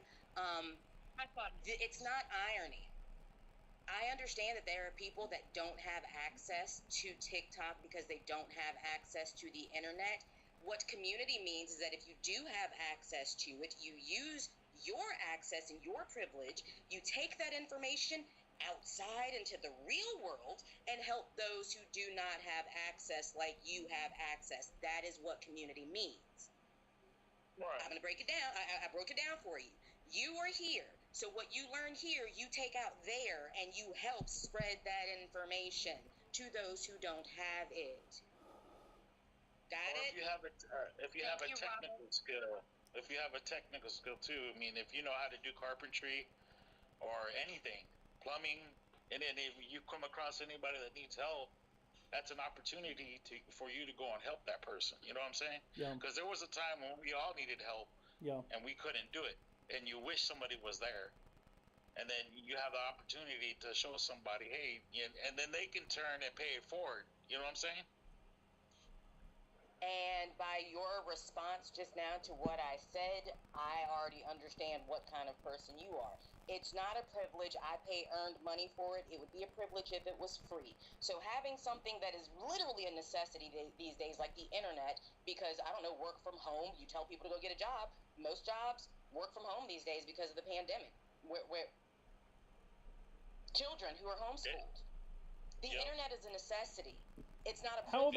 That is what I'm talking about. So you are literally the kind of person that is keeping this world in the condition that it's in. What does that smell? How about you redirect the hostility towards the corporations? Jeff Bezos, Elon Musk, all those people can pay their fair share. And yet they stay and they hold on to their power through financing by stepping on the necks of those that work for them. So, hold them fucking accountable. 7296, internet is 100% in the year 2022 a necessity. It is. It is. Why do you think it comes free? Well, not free, but why do you think it comes on your phone? It is a necessity. It's a necessity to find a job. It's a necessity to keep a job. It's a necessity to pay your bills online. It's a necessity. It is 100% a necessity, just like electricity is. And why can't we opt out? This is a quick way to nip this in the bud. If it is something that costs you much money, you automatically know that it is a necessity. You automatically know, because they only put high prices on things that they know that people cannot actually live without. They made the internet a necessity. They made it a necessity for us because jobs became so reliant on them that now it is a necessity. What school do you know of right now? Any school from elementary all the way to college does not have internet on campus? Which one do you know of? There isn't one. Do you know why? Because you have to have the internet. Exactly. You have to have the internet even for your education now. So don't say that it's not a necessity. It 100% is. My daughter is 5 years old, and it is a requirement for her to be able to log on to get her homework and assignments on the parent portal. She has her own little login, her own little password. She's 5. Right. She needs the internet in order to be able to do her homework. And I think it's cheaper to buy college books and read them online than it is actually buying the actual book. Yep. You know, and not every library has every book you need to study and get your academics done. So you But have the to get internet online and does. look it up. Yep. Ken, I just want to make one point about the whole internet thing, and it's a big pet, I don't know, interest of mine. That is getting education, better education, and mental health care, but healthcare in general, out to rural areas. And it's because of this guy in the comments who obviously suffered under this particular system we have. And why you need internet is so we can have less ignorant country folk. Period. And that's all I wanted to say. Thank y'all. Thanks. I'm also going to point out, because, and I'm pretty sure that he was either muted or I don't know if he was blocked, whatever, but for Animal again, you said you can't find a job that doesn't require the internet. How are you going to find those jobs and apply to them? First off. Secondly, as someone who is a carpenter and a welder, and right here, me, certified, I can tell you that both of those actually still require the internet. What used to be a blue collar job, now even blue collar jobs require internet. Most factories themselves are going digital. You have to know how to use the internet to get a job. There is no job in the world that you can get where they won't ask you, can you use the internet? Can you use computers? You have to have that. Some employers won't even hire you if you don't have a resume. You need a computer to make a resume, and some employers will not even contact you back if you don't have an email address. How you want to check your email without the internet? I've been out of work since for several years now because of my disability, and recently I've been well enough to go look for a job. And every time I walked into an establishment and asked for an application, they're like, "Oh, we're sorry, you have to apply online now." I'm like, "What?" Okay, it was different for me. I was like they looked at me like, don't you know this already? You know?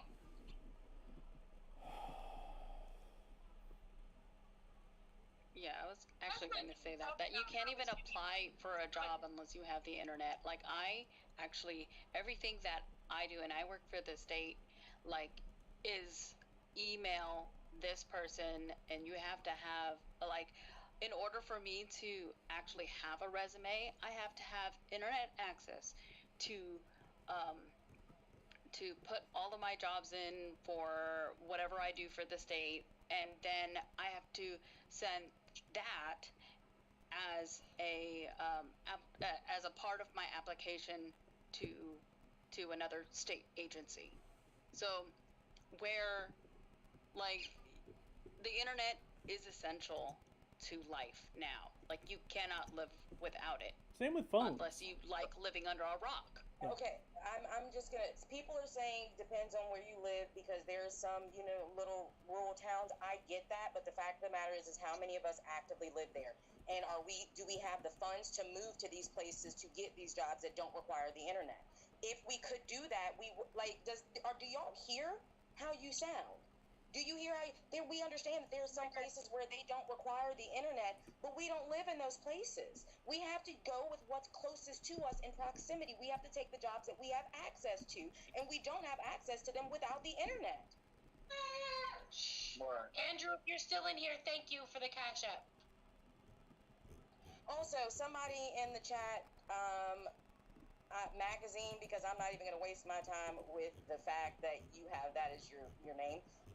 Yeah, a welder on TikTok live on a Tuesday afternoon.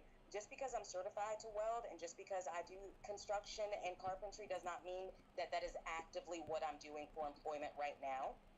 For all you know, which I do, I have medical reasons as to why I can't do either one of those. It doesn't take away my certifications or my training. Doesn't change the fact that I keep up to date with all of the information that I need in order to maintain said certifications. Know your place when you're coming for certain people, because I will come back. And even if you were well, I don't think much construction work would be going on right now because material is skyrocketed. My girl tells me it's not just that. It's not just that. It's also the fact that even though I am a trans man, I am still female-bodied, and apparently it makes some of these global minority males insecure to be outworked by somebody who looks like me. Especially because I'm 5'2" and I weigh a whole 110 pounds. They don't want to be outdone, so they're less likely to want to even hire me. Didn't stop me from getting my certifications, though, now did it?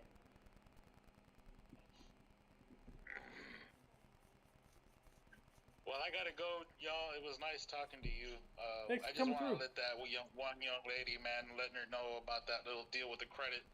As long as she sends in the minimum, and if they just so happen to send it back, you could take them to court, and they will zero out your debt. So I hope she tries it, and I hope she gets the help she needs. She just popped on. Thank you. I just got a shut off notice. I got 5 more days, and they want $1,547 in 5 days, or they're shutting my water off. So, I'll be praying for you, sister. I'm so sorry. That's ridiculous. I'm sorry. Share it or whatever. Just share the post. I don't know what else to do. I've tried. And then they give me a note saying, well, if you need help, contact the low-income water program. They don't help me with anything. New York State won't help me with anything. They told me I make too much money, and I don't. I'm literally like deciding on whether to buy food or pay a bill. Like, I don't make that much money. So anyway, I just wanted to put that out there, that I just got the shut off notice literally just now. So here's that. Well, here's the cash app for Aunt Tizzy. Hang on. Aunt Tizzy, I think, did you try reaching out to Jasmine? Because, she was talking about earlier, or I'm sorry, they were talking about earlier how they do lives on Saturday for mutual aid. Yeah, they're the ones that helped me start the GoFundMe. The GoFundMe been up for like a week or so, like a week and a half, and I've gotten, like, it's so I'm very grateful for that. Is that GoFundMe? You said you did a video about that on your page? Yes, the top 3 videos are pinned to my page. Okay. There's 3 videos So, explaining what, again- like the one I have a blue bandana on that explain everything that happened, and then another one has like the link. It shows like a screenshot of the GoFundMe. I don't know what to do. I can't. Take a Aunt Tizzy. What I need you to do right now, my love, I need you to take a deep, slow breath. That's what you can do. That's what you're in control of. You're in control of yourself right now. So I need you to take a breath in through your nose, out your mouth, please. Because I'm asking this for people like myself because I can feel you through the screen right now, and I need you to calm down so we collectively can figure out how to help you with this. But you have to calm down because we're gonna do this, okay? First off, everybody follow Aunt Tizzy, share the story, share all of the pinned videos, make your own videos, and tag some of your people that you know will do up more, like do all of that. Number 2, Aunt Tizzy's Cash App is Twin Flame with 2 eyes, okay? Now, with that being said, love, we're gonna bring it down a little bit. We know we have the GoFundMe. The link is on your bio, right? Yeah. Everybody, please share that GoFundMe on your other socials. TikTok is not the end-all, be-all for social media. If you got IG, Facebook, Twitter, whatever, get it out there. Yeah. In the meantime, one of the things that I would I would suggest, Aunt Tizzy, any amount. We're still going to go also taking it from multiple approaches. Send them $10. If they send it back, now we have other options. Okay, they gave you 5 days. In those 5 days, at some point in time, I need you to go either mail it in, take it in, whatever. The 10 or 15 or whatever you have. Get the money from the GoFundMe and take that up there. Because it's showing them that you're making an effort. If they reject that payment, like I said, we have other options to take. And yes, I say we because we are a community, we are a family, so we will fix some of these problems.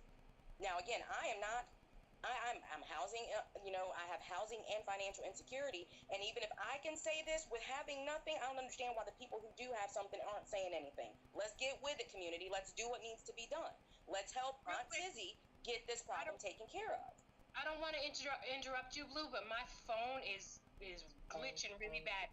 So I'm gonna drop, but I just want to let Tizzy know that I'm going to drop. I'm going to go straight to your page. I'm going to share all of your videos and repost all of your videos, and then later, after my phone is fully charged, I'm going to make my own content for you. And there's a few people that I think that if I tag them, they'll be able to help you. All right? I want you to take a deep breath and know that your community's got your back, and we're going to do the best that we can for you, okay? Thank you. I love you, okay? I'm going to drop. Thank you, and I really do have to get back to work now. Thank you, guys. I'm here if you ever need to chat.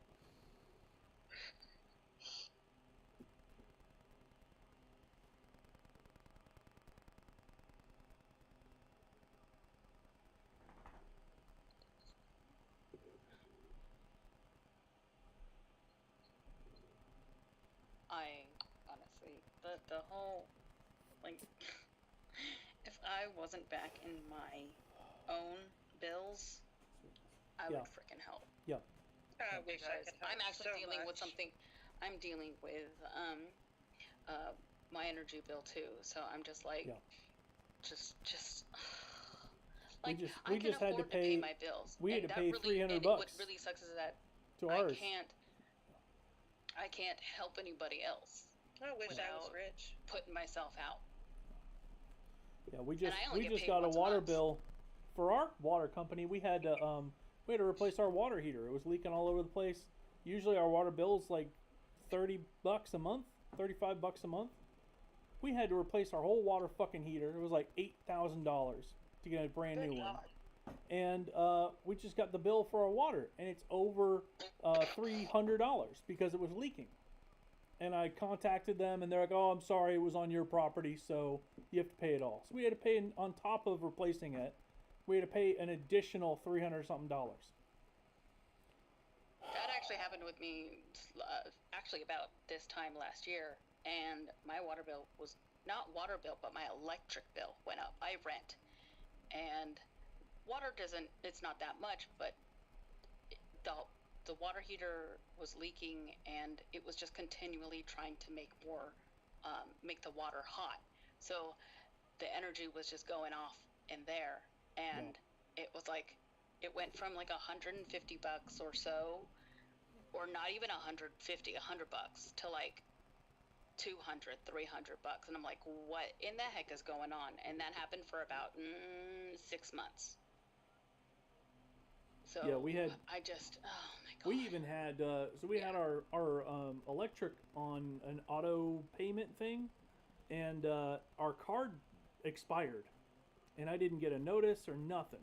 And this was at the tail end of 2021, and right when they started cutting off people's electrical again, we got a notice saying that we owed, it was like $1,500, and I'm like, have we not been paying this? And it was like 4 or 5 months that we just thought we were paying, but we weren't. Then all of a sudden we get this huge ass bill, and we got to pay for that. So we had to borrow some money and had to pay people back, but we did it, and it's just, it's atrocious. I hate to say it, but I'm gonna do a couple more minutes, and then I gotta go. I got a lot of stuff I gotta do today. This live was very productive, and I even got us on YouTube. So we are streaming here on TikTok and on YouTube. What's the YouTube channel? I don't know. Make it make sense something. Okay. Yeah, make it make sense. Just look for Make It Make Sense. I'm so glad y'all were here today. My sister had a terrible wreck today, and it really freaked me out. Oh no! Damn, everyone's. She's okay. everyone's having issues. Okay, good. Yeah, she's okay. It just scares me. And then yesterday we had active shooter training. That was way fun too. So I was glad to watch you guys. It brings me down a level. Elion, what's up, dude? YouTube. Oh, that's very sweet. Yeah, I mean, and no amount is too little. Pennies add up, dollars add up, $5 add up. Any little bit is appreciated. But if you can't support somebody else, use it for yourself. As much as we all want to help, if you can afford to help, it would be greatly appreciated. But you also have to, you got to put on your mask before you help others. And just like in an airplane, always put on your mask before you help others. If you have some to give, it's greatly appreciated.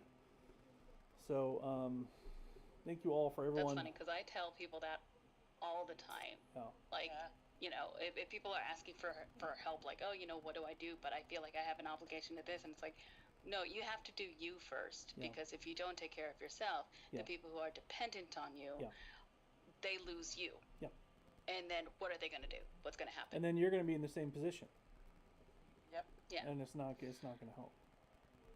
No, with the whole shame thing, I don't even have a Cash App like on my TikTok because I feel bad I don't know I don't know if it's a Catholic guilt or whatnot, but I feel bad taking from people. Yeah, I do too. That it's just like, like I know I can take care of myself, but I also know that I'm struggling too. Yeah. So it's like if I take from people, I feel guilty because they could have used it somewhere else. Honestly, Lord, if it that's wasn't how I for my felt. mom, I'd go drowning. Yeah. Right? Yeah. She But, saves like, me all the time. Like I had that same mentality when it came to the immunization for COVID. Yeah. I have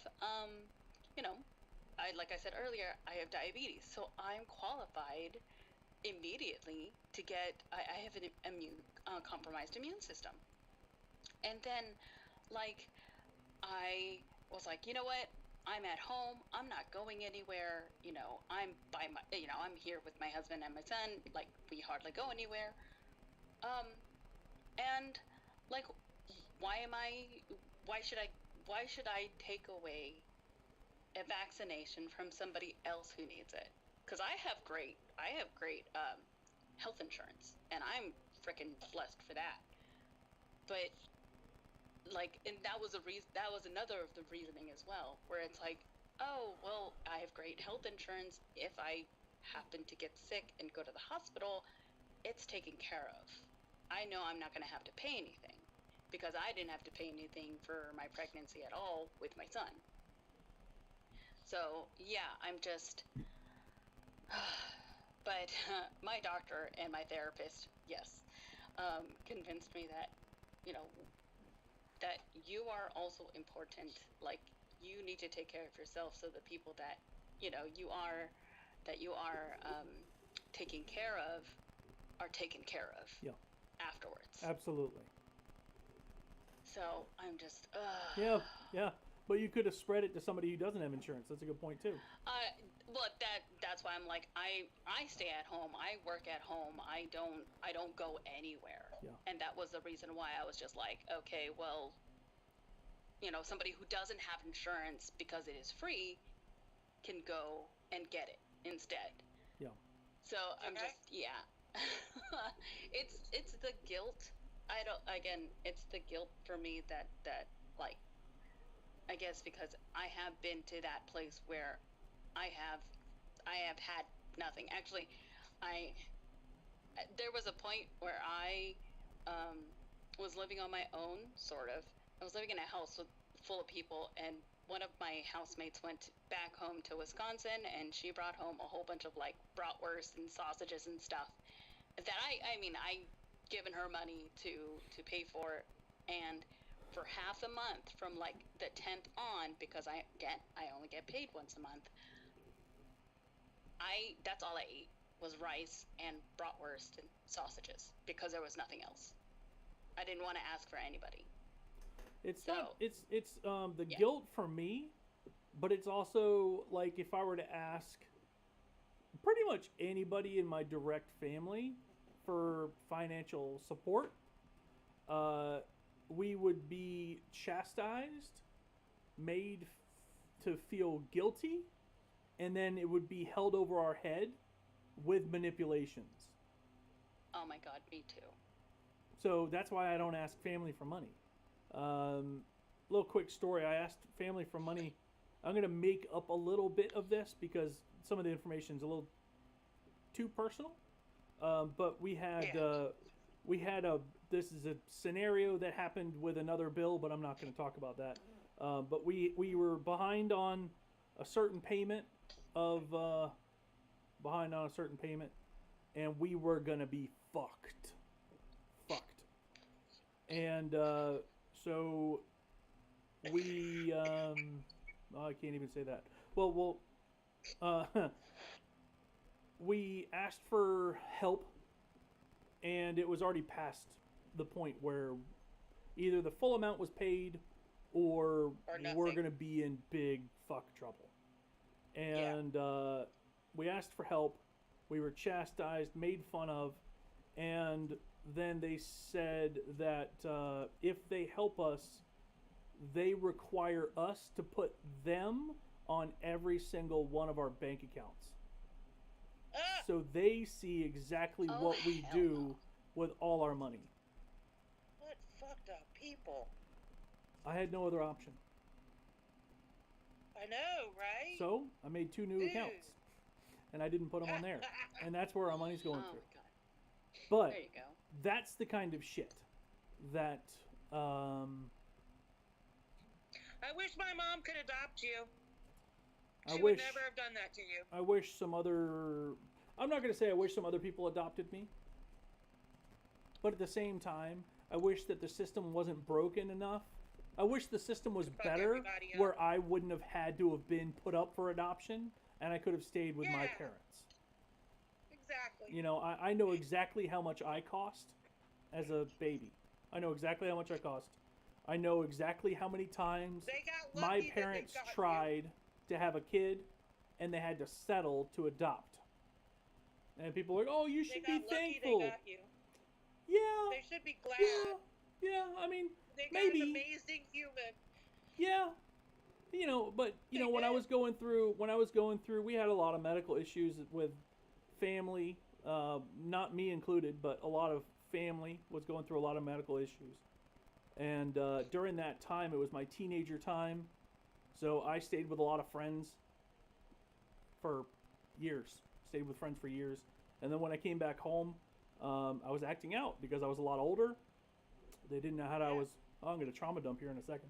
They didn't know how to handle me. You're a little, and probably a little angry too. I was extremely angry. They never went to go visit, you know, during games that I did. None of my interests, and so you know I was acting out, and they didn't know how to handle it. And they said, well, at this point, we don't know what we're going to do. And I was like, well, what does that mean? Are you going to send me out for adoption? Joking. And they said all options are being considered. So they were considering sending me back out to be adopted when I was 16. So I just Yay. learned that that was possible, and I just stood there and cried. That's Yeah. fucking insane. yeah.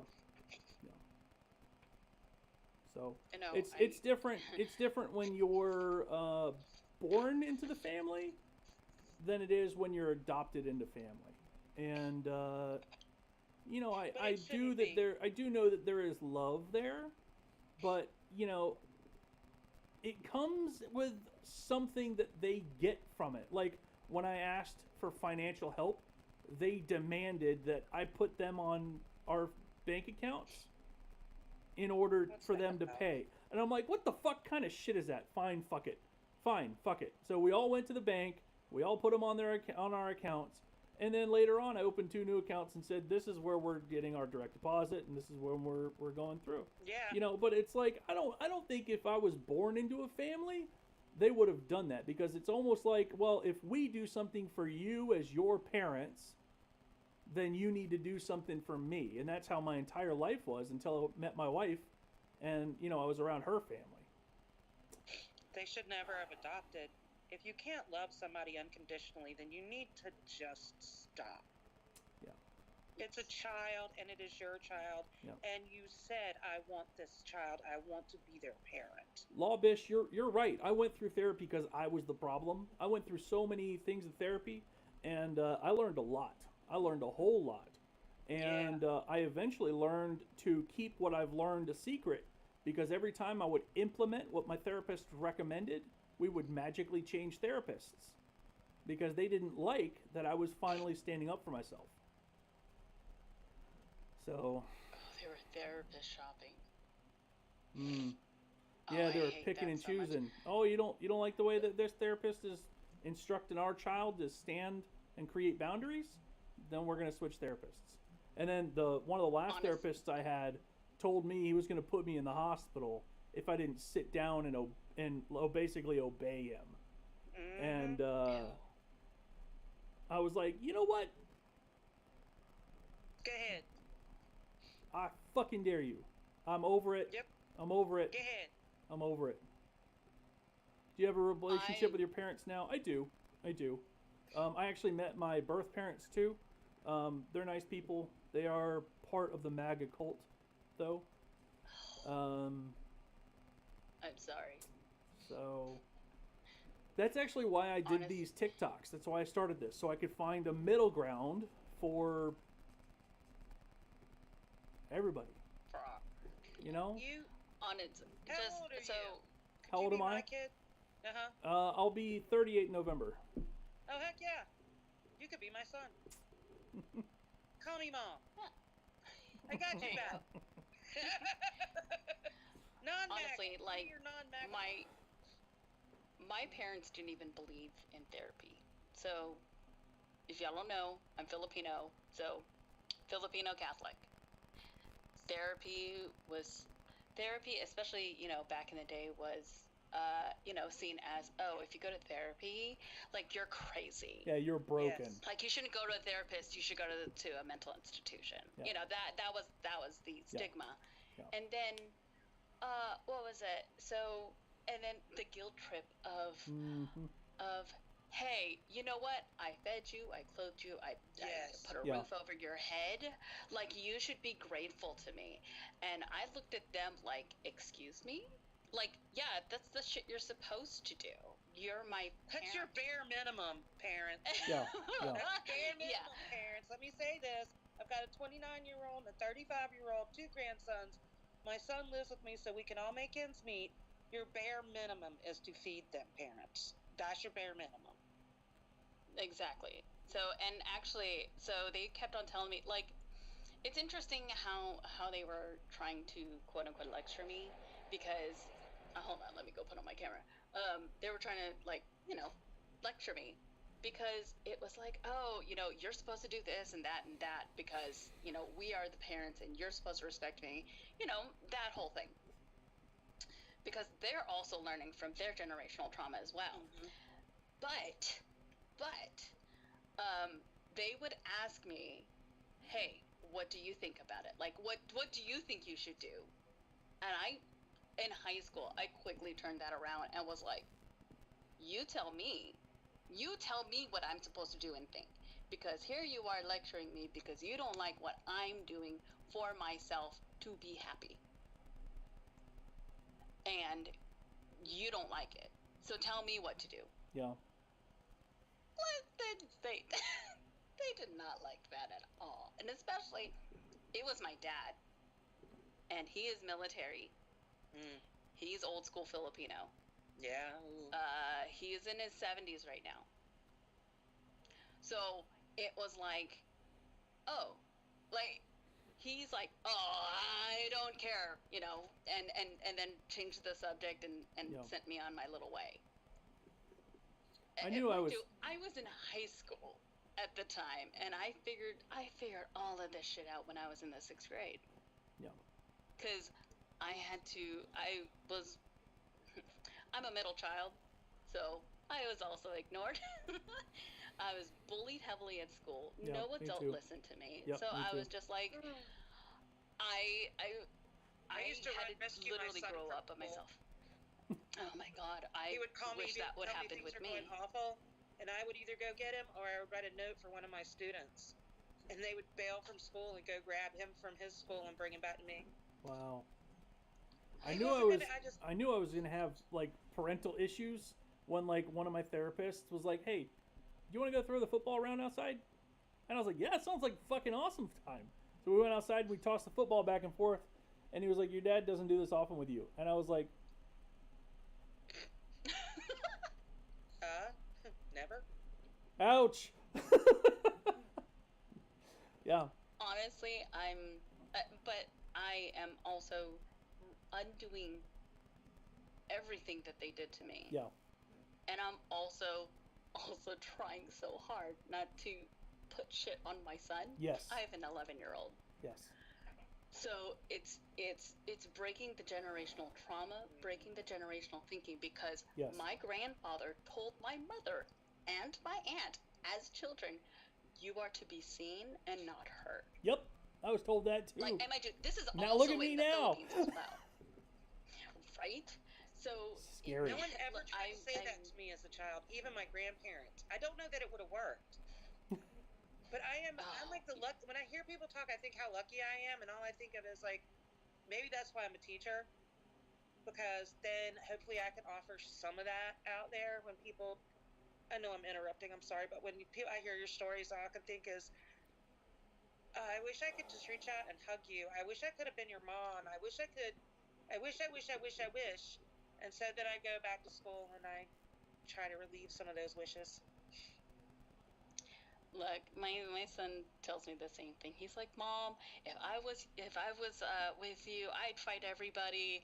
And although I I go and tell him, I'm like, baby, like, you are doing what you're supposed to be doing now. Yeah. I was supposed to, and sadly, I was supposed to go through that To be who you are. Like, because because it made me who I am, and it made me who I am as your mother, to teach you these things, to be empathetic, that it's okay to show your feelings and everything. So we're my husband and I are teaching him empathy and how to stand up for people. And actually, it's funny. Last week it was hot out here, and he was made to sit outside on the asphalt, and excuse me, and he didn't like it. It was too much, and they were supposed to, like, do everything that they were supposed to, and the teacher was like guilted them, saying, "Oh, the 3rd and 4th graders were better than you guys." Like, excuse me? And that bothered my son so much that he told me as soon as he got off of school and was like, I don't like the way we were treated. And I said, okay, so do you feel that you need to tell an adult? Do you feel like you need to tell the office? Like, he's like, oh, I don't know. And I'm like, sweetheart, think about it.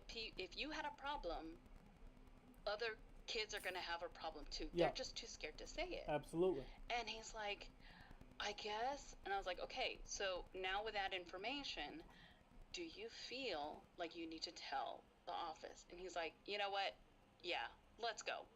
And we went to the office, and he ended up telling his teacher the next day or the other day, because he forgot. He has ADD like me, so I was like, okay, you need to write all of this down because you're going to forget all of this.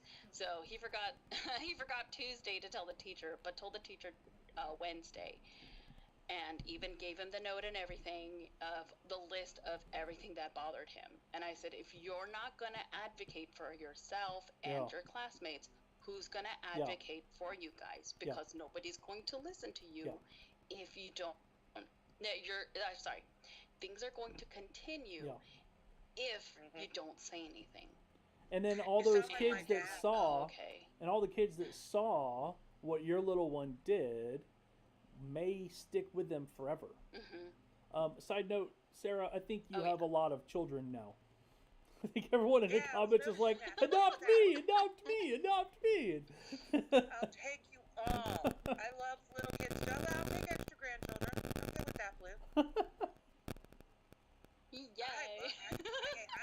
And teenagers especially, I'm a teenage whisperer. Like, I started this job with about 30 kids in the theater program, and now I have 100. That was 3 years. Wow. Yay, theater. Sarah, will you be a grandma to the girls?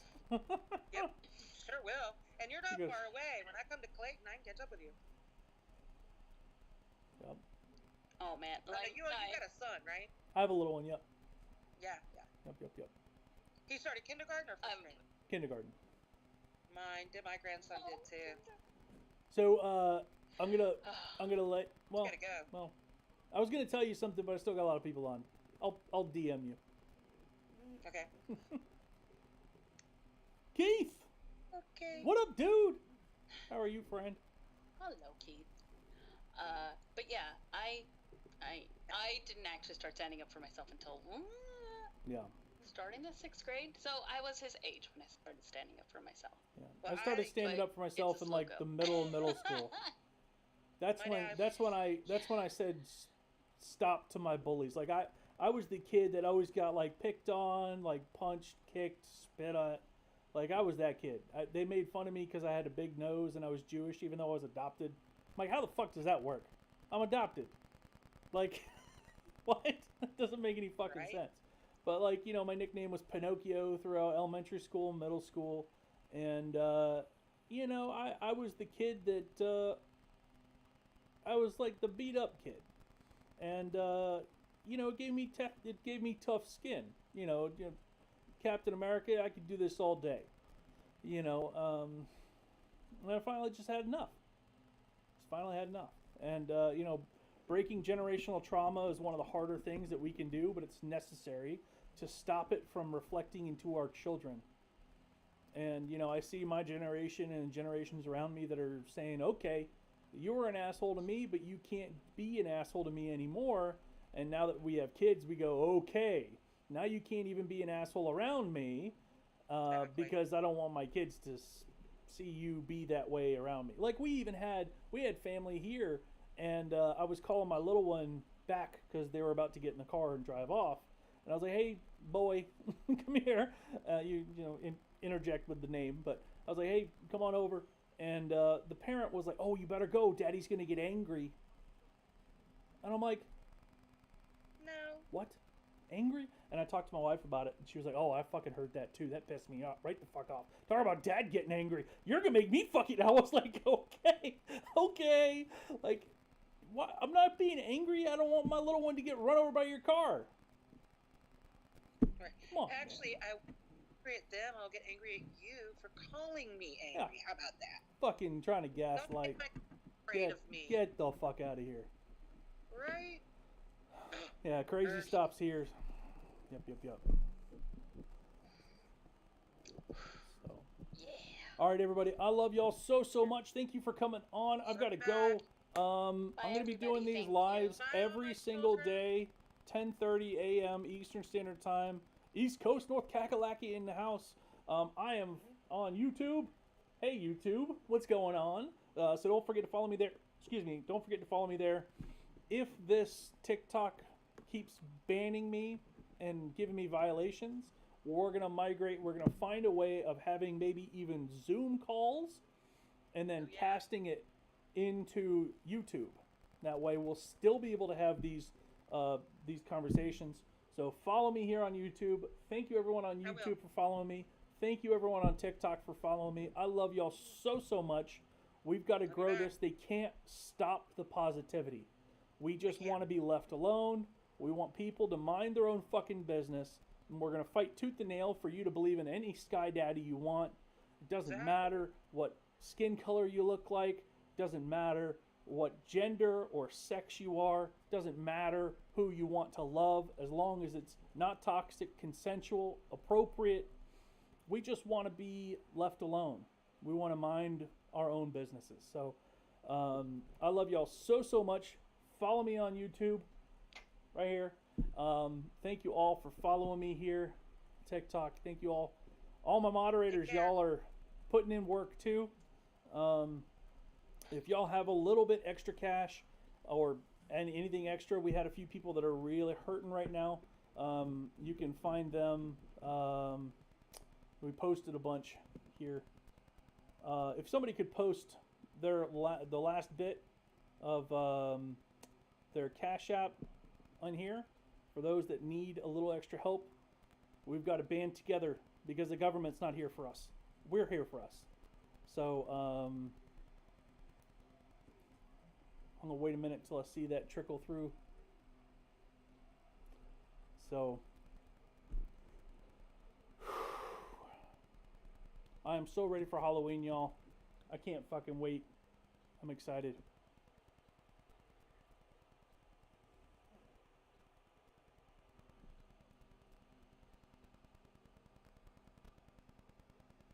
There it is right there. Boom. Miss Mama Jones coming in clutch. Thank you so much. We all need a breath. Yes.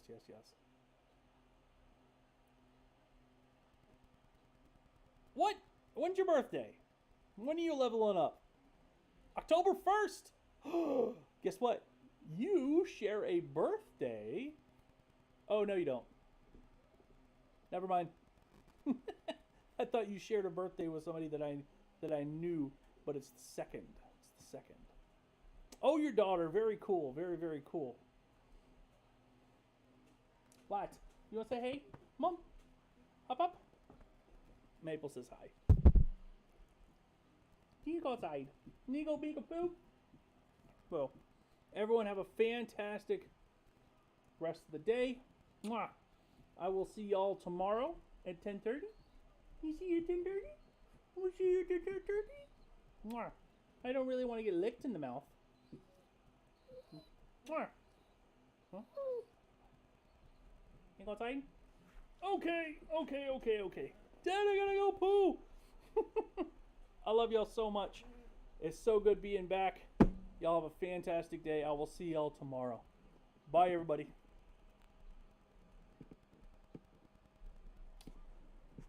Haha, YouTube. Thank you so much. It's so good having all y'all on. I appreciate it so much. Thanks for watching this whole thing. I really do appreciate it. I've seen that you were on almost the entire time I've been on. Thank you so much. You have been the longest watch that I've had here on YouTube. Special thank you. You're amazing. I'm also very new at OBS, so I'll be learning and I'll be asking maybe some questions. I'll be doing some YouTubing on how to use OBS. If you know how to set up Zoom calls, actually I could just set a Zoom call up on my, let's see, I could just set up a Zoom call and have it on my screen and then just cast my screen.